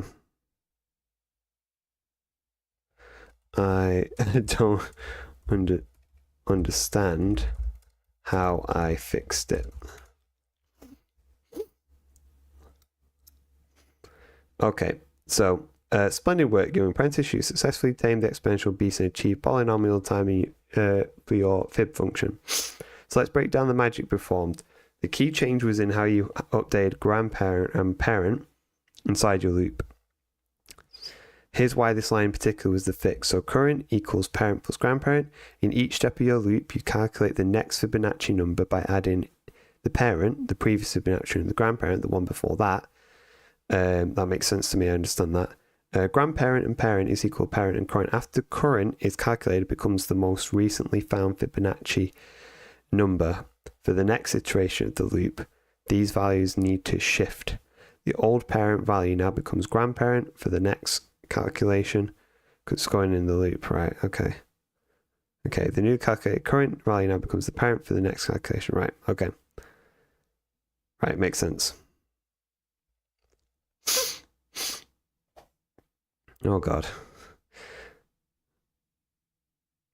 Oh, if I can get past this, I can get to a complexity quiz. I can do that. Not more writing. So order to the power of n, so exponential. 2 to the power of n is the first big O class that we've dealt with that falls into the scary exponential category of algorithms. Algorithms that grow at an exponential rate become impossible to compute after so few iterations that they are almost worthless in practicality. At locked-in, we need to be able to compute the power set of a set of influences. What's a power set? Power set in mathematics. A power set is the set S is the set of all subsets of S, including the empty set and S itself. I pretend to understand that. It has something to do with targeting segments of an audience with ads. I don't know, I just work here. The power of set consists of all possible combinations of elements in a given collection. For example, the power set 1, 2, 3 is nothing, 1, 2, and 3 its own, 1 and 2, 1 and 3, 2 and 3, 1, 2 and 3. We'll work with Python lists instead of sets for simplicity. I've forgotten how to use sets in Python, to be honest. So complete power set function using the following algorithm. So if the input list is empty, return a list containing an empty list. The power set of any empty collection contains just the empty set. So if length input set is equal to 0, then just return empty list. Otherwise, create a list called all subsets that initially contains an empty list. This will hold the final collection of subsets. For each element in the input list, so for input in input set,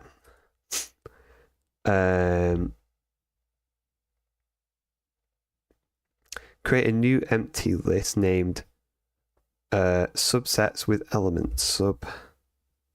Subsets underscore with underscore element.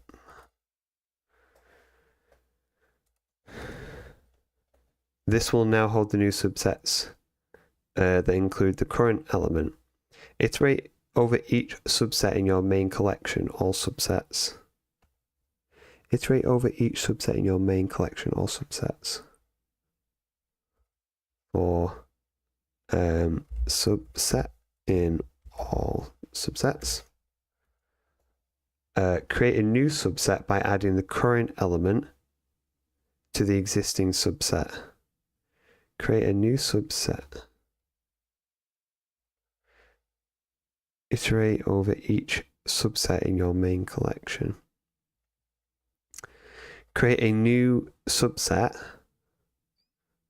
Create a new subset by adding the current element to the existing subset.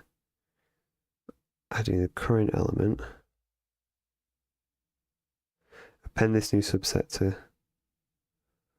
create a new subset by adding the current element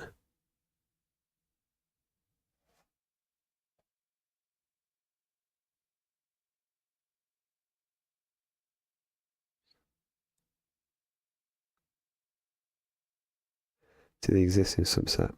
Append this new subset to the subsets with element. Create a new subset by adding the current element to the existing subset.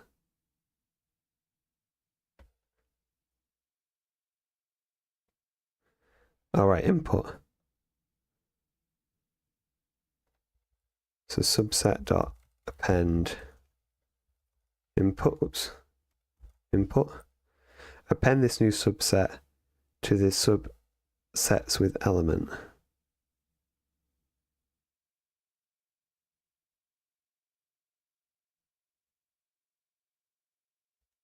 So subsets with element dot append, and then subset. Extend all subsets with your newly created subsets with element. Extend all So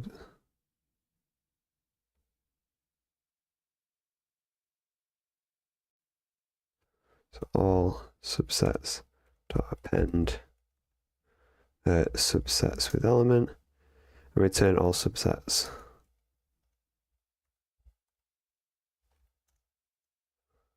Bollocks. Okay, so observe. Notice how the power set output gets exponentially larger with each iteration because its complexity class is 2 to the power of n. If we could calculate one subset per millisecond, completing the power set of just 25 hours would take approximately 9 hours, and that's not accounting for the massive amounts of memory we'd need. 40 items would take over 34 years. Oh my god. So create a new subset by adding the current element to the existing subset.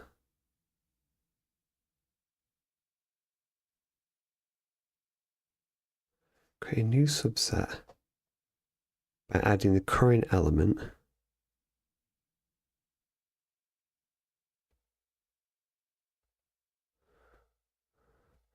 Okay, so for each element in the input list,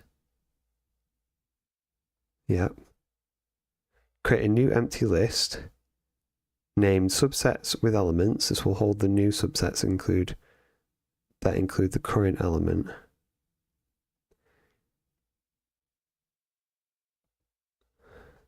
Iterate over each subset in your main collection, and then create a new subset by adding the current element to the existing subset.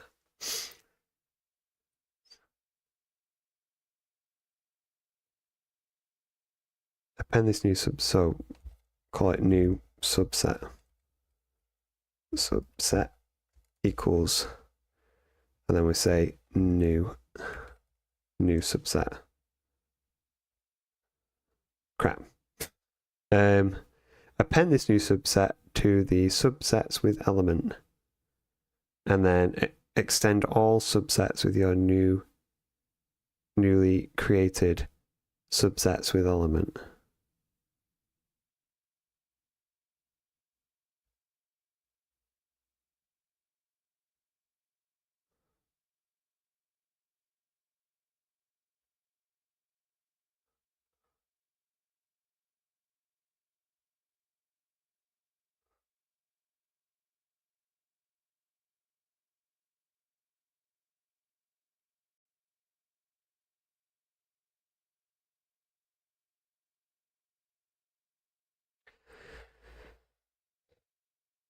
It's always like just one thing out of place. So if the input list is empty, return a list containing an empty list.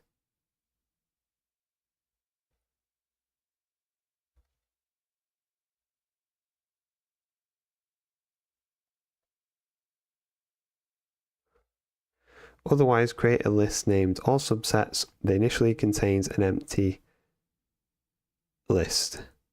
This will hold the final collection of subsets. For each element in the input list, so each for input in input set, create a new empty list named subsets with element. This will hold the new subsets that include the current element. I can't see how that's wrong, right? Iterate over each subset in your main collection, so all subsets. That's going to be empty at the minute.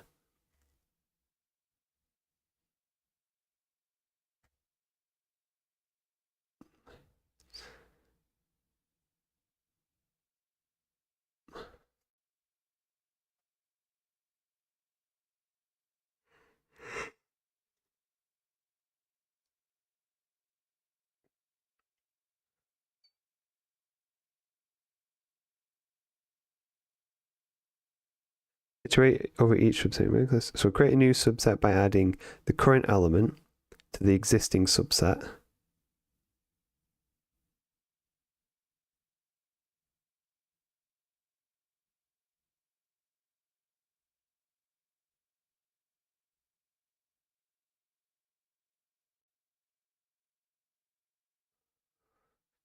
Append this new subset to subsets with element.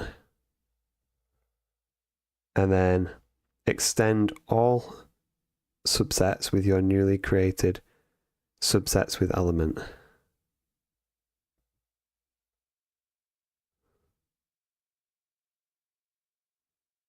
Return all subsets.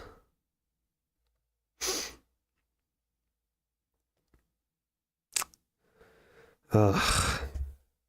It's going to be another one of those.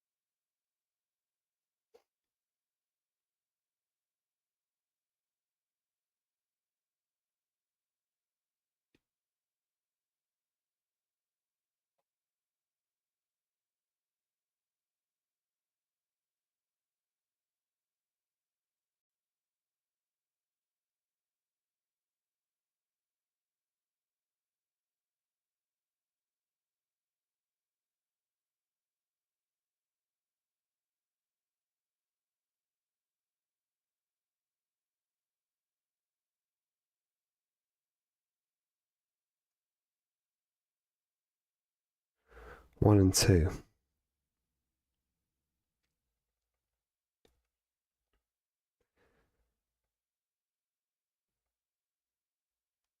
So print, and we're going to do input.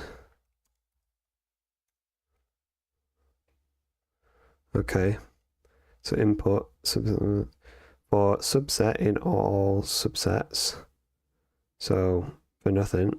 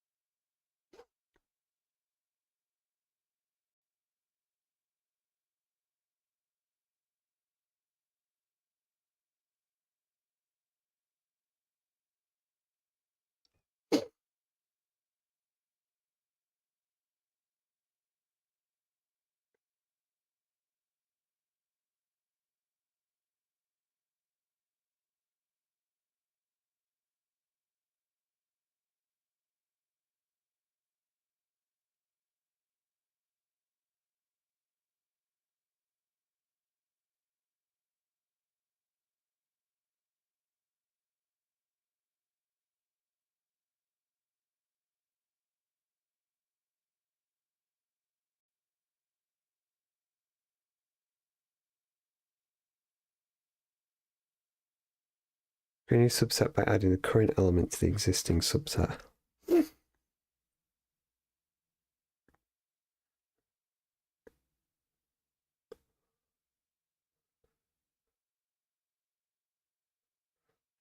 Append this new subset to the subsets with element. All subsets append subsets with element. Return all subsets.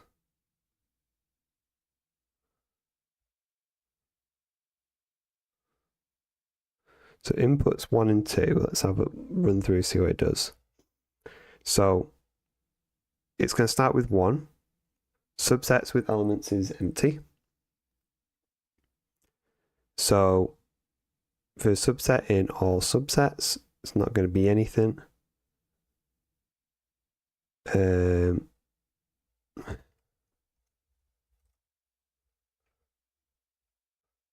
Subset.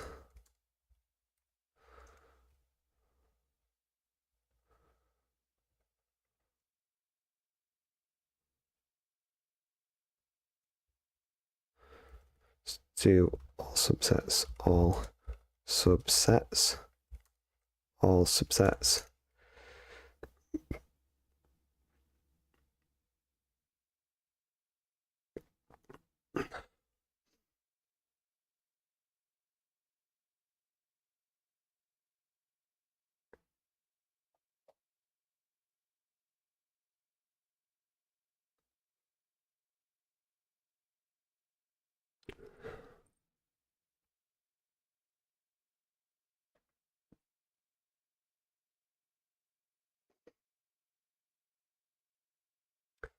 Oh.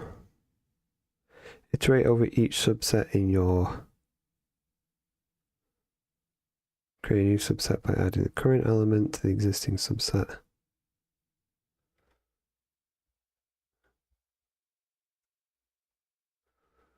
Oh, crap.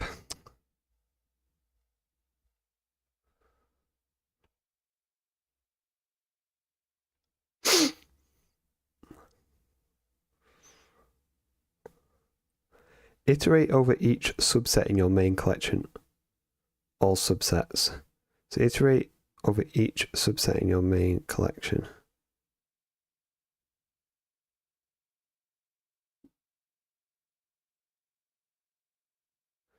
Create a new subset by adding the current element to the existing subset.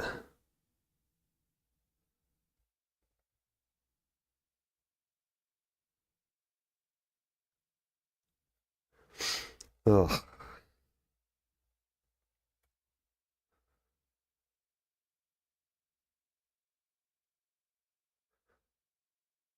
This is going to be another Boots job.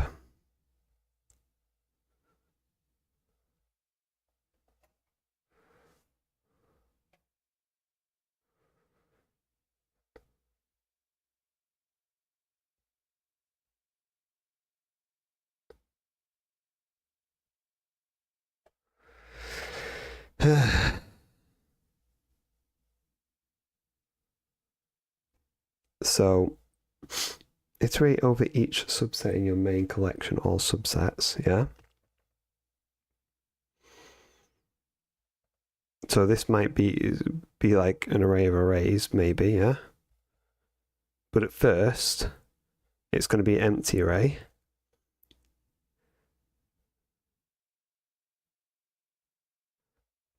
So extend all subsets with the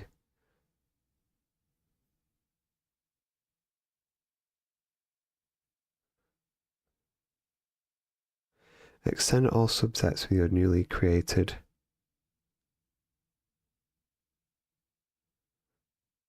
subsets with element.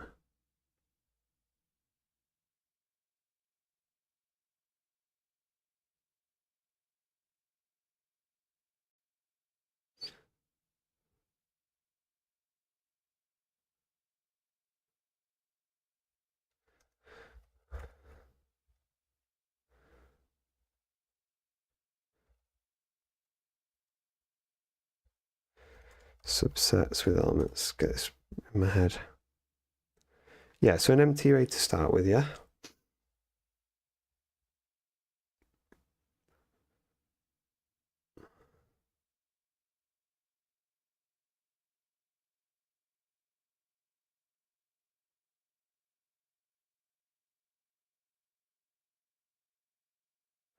So external subsets with the new. So first time around, it's going to add an empty array.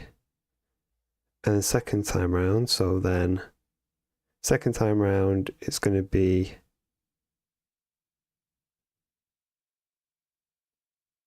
input. So input was 1, and then the second go around, it's going to be 2. So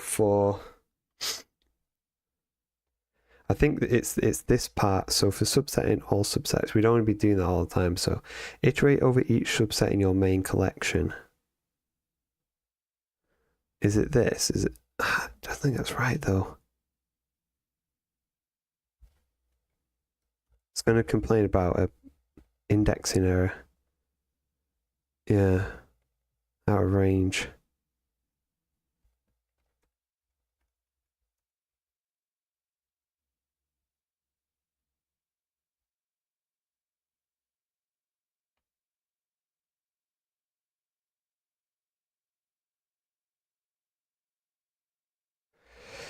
What am I missing? It's one of these loops isn't right. For each element in the input list, create a new empty list named subsets with element. Yeah, this will hold the new subsets. Iterate over each subset in your main collection, all subsets. So that's right here. Yeah. Otherwise, create a list named all subsets that initially contains empty list. This will hold the final collection of subsets.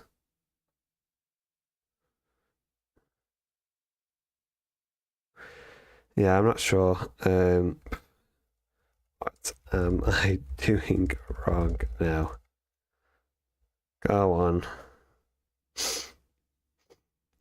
I see you're having trouble facing decode it. Let's use some critical thinking to guide you towards the right track. So looking at loop, notice you start with all subsets equals empty array. So you have no initial empty subset to build from.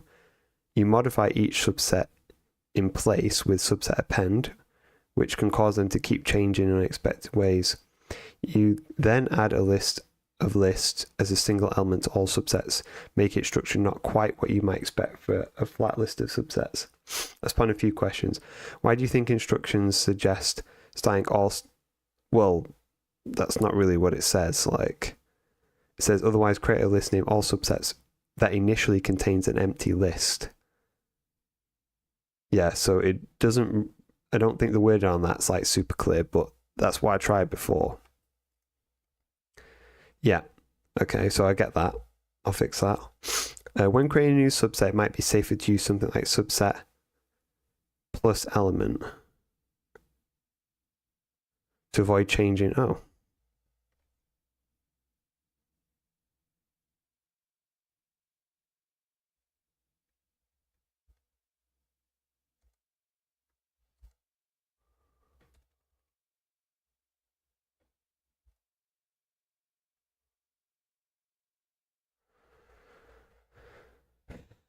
Should you be appending subsets with element as a list or extending? Should you be appending subsets with elements as a list or extending the main list with its contents to keep all possible subsets at the same level of the list? Should you be trying to create points on each?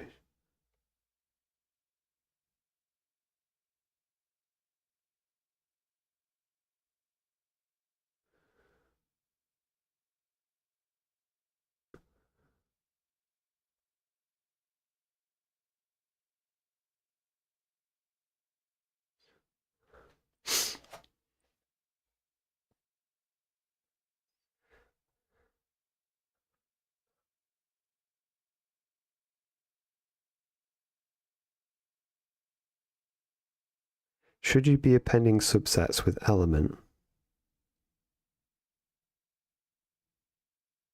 Should you be appending subsets with element as a list or extending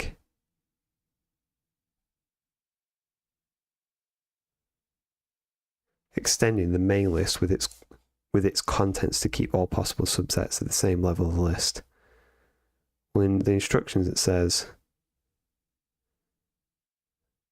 append this new subset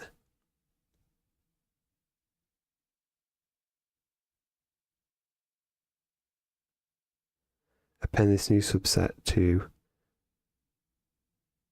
subsets with element. I've changed it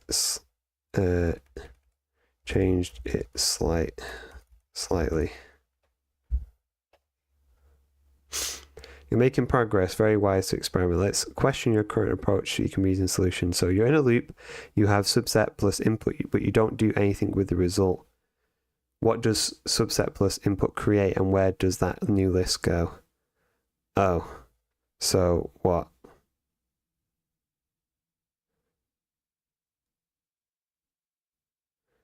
Not its contents individually. What is the difference between append and extend for list? Oh, I didn't know. Oh, extends?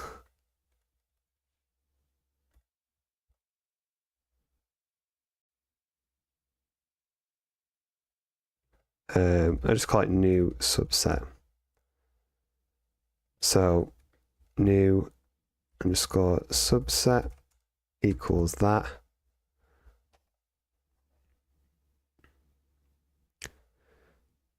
So I think that's fine. It says append, and then here it says extend.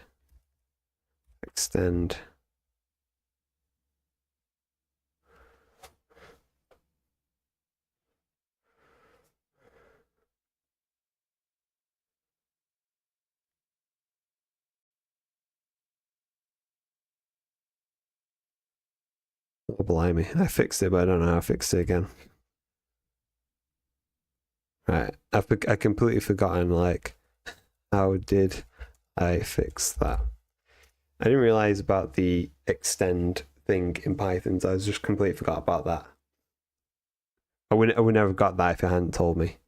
Sharp observation, your magic is growing. You'll fix it because two things. You create a new subset with that, instead of modifying existing subsets or losing the new ones, you now create a new list for each combination, preserving all previous subsets. You used all subsets extend, subsets with element. This adds each element of subsets with element to all subsets instead of nesting the list. Thus, all subsets remain the same level, blah, blah, blah. Okay. Sort of get it. Okay, big O category. Let's see if we can do the quiz for the end of the night.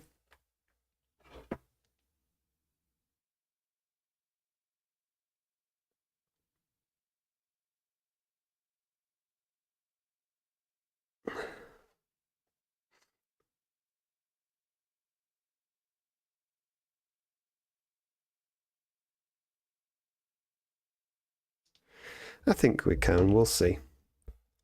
So big O categories review. So, which algorithm tends to be the fastest?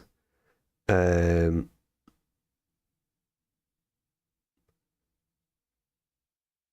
that one. So we've got constant. The best algorithm always takes the same amount of time regardless of how much data there is. For example, looking up an item in a list by index, logarithmic. Great algorithms that remove a percentage of the total steps with each iteration very fast, even with large amounts of data. Example, binary search. ON, linear, good, 100 items, 100 units of work, 200 units, 2 items of work. This is usually the case for a single blah, blah, blah, unsorted array search. Linear rhythmic, n log n. This is slightly worse than linear, but not too bad. Example, merge sort and the other fast sorting algorithms. O to n to the power of 2. Quadratic, the amount of work is the square of the input size. 10 inputs, 100 units of work, so on, so on.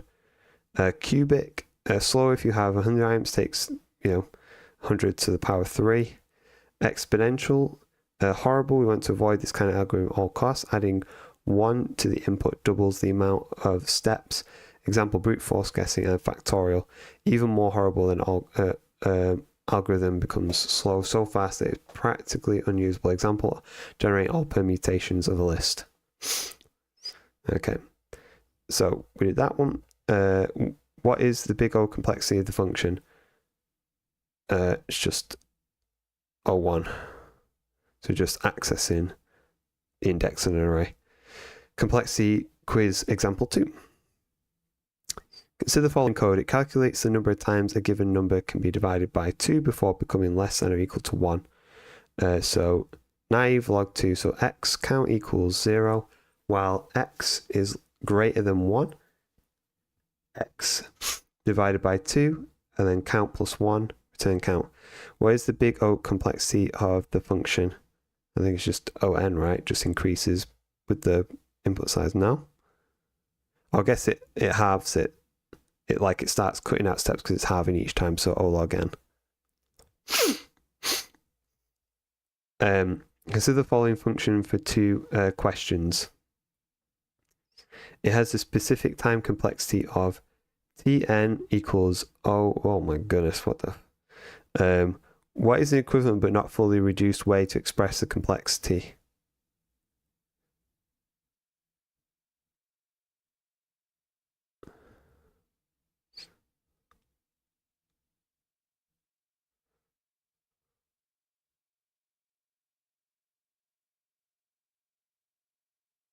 No.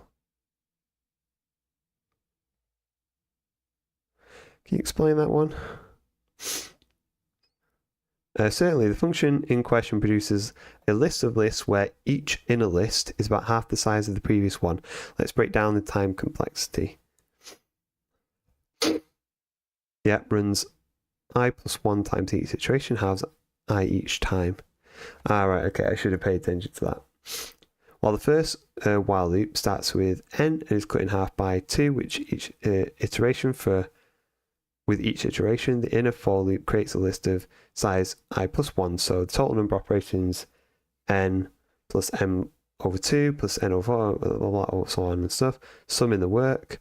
This is a classic example of geometric series. The sum coverage is about 2ny because each term is half of the previous one, and the infinite sum of the series is exactly twice the first term. Okay.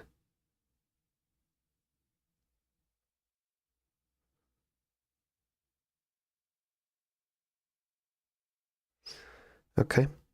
Consider the following function for 2. What is the most reduced form of the function's complexity? Oh, it's the same one. What is the most reduced form of the function's complexity? N. You just take away the constant. Okay.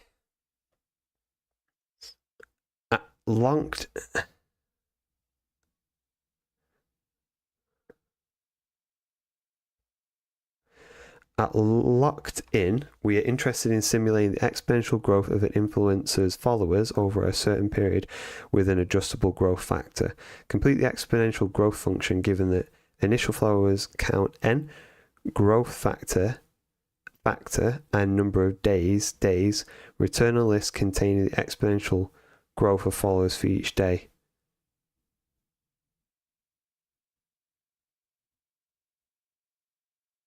Let's give this a stab, but then I think I'm going to call it for tonight because my brain's a little bit twisted. Complete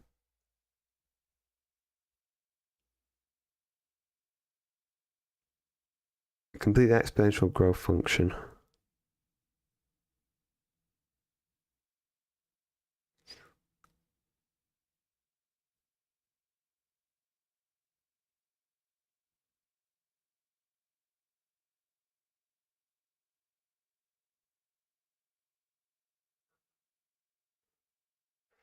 So I guess growth sequence equals, and it's going to be initial followers, growth factor, days. So we're just going to start with that. And then we're going to do for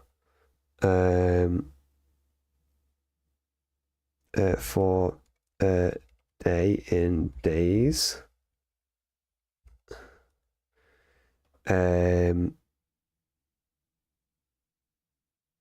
So So growth sequence dot append. That's going to be growth factor by 2.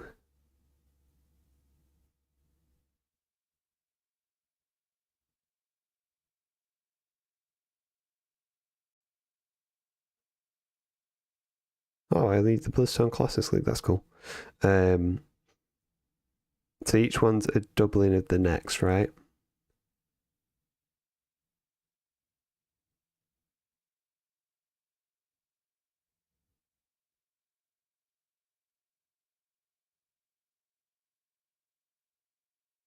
In fact, we don't even need. Hold on, we don't do that. So we do, and then it's going to be n times by,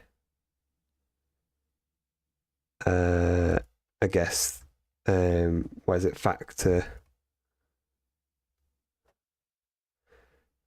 times days, something like that, and then return growth sequence.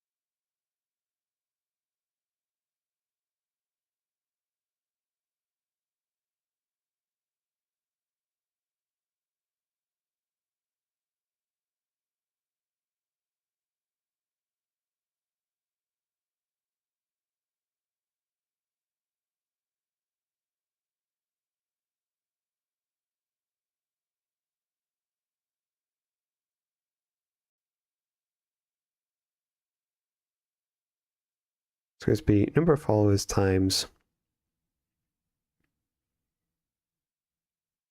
So in day 2,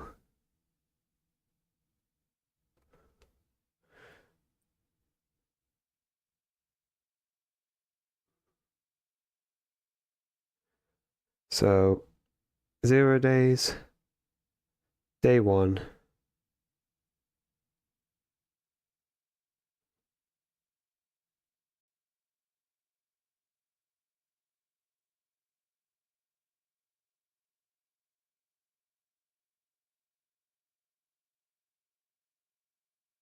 two times 2 is 4.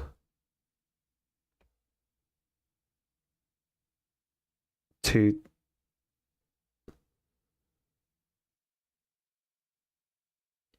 Hold on.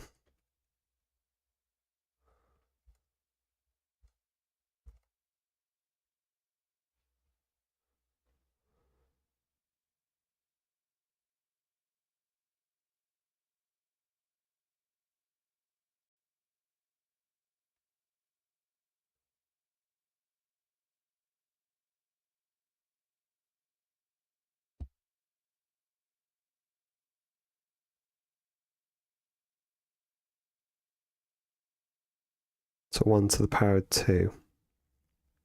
Doesn't work, does it?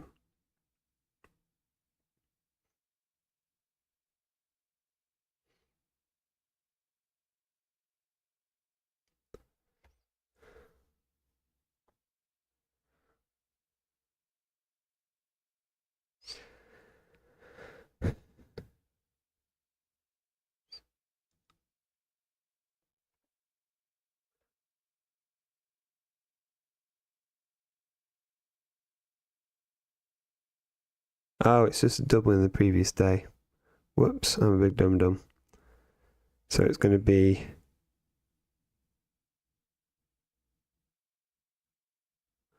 doesn't even matter about the day, does it? So it's going to be growth sequence. So day minus 1 times by to the power of that factor.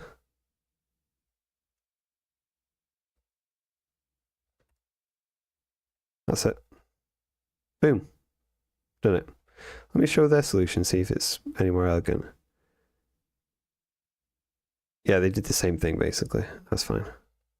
Okay, done for tonight. So, now onto data structures. Oh, God, the algorithm is a bit of a slug. A bit of a mind melt. Definitely out of my comfort zone, but that's what we do. Get out of our comfort zone, we learn new things. So, that's going to do it for tonight. I'm going to say thank you to everyone who's come down tonight, watching, spend your time here, even if you've just been chilling with it in the background. Really appreciate it. It's just fun to have some company. If you had fun or learned something, let us know in the comments. Join us in tomorrow, where we'll be carrying on and we're going through data structures in the course. So if you come from the future, let me know where you got that time machine. If you've been here live, thanks very much for coming down and watching. Hope you got something useful out of it, and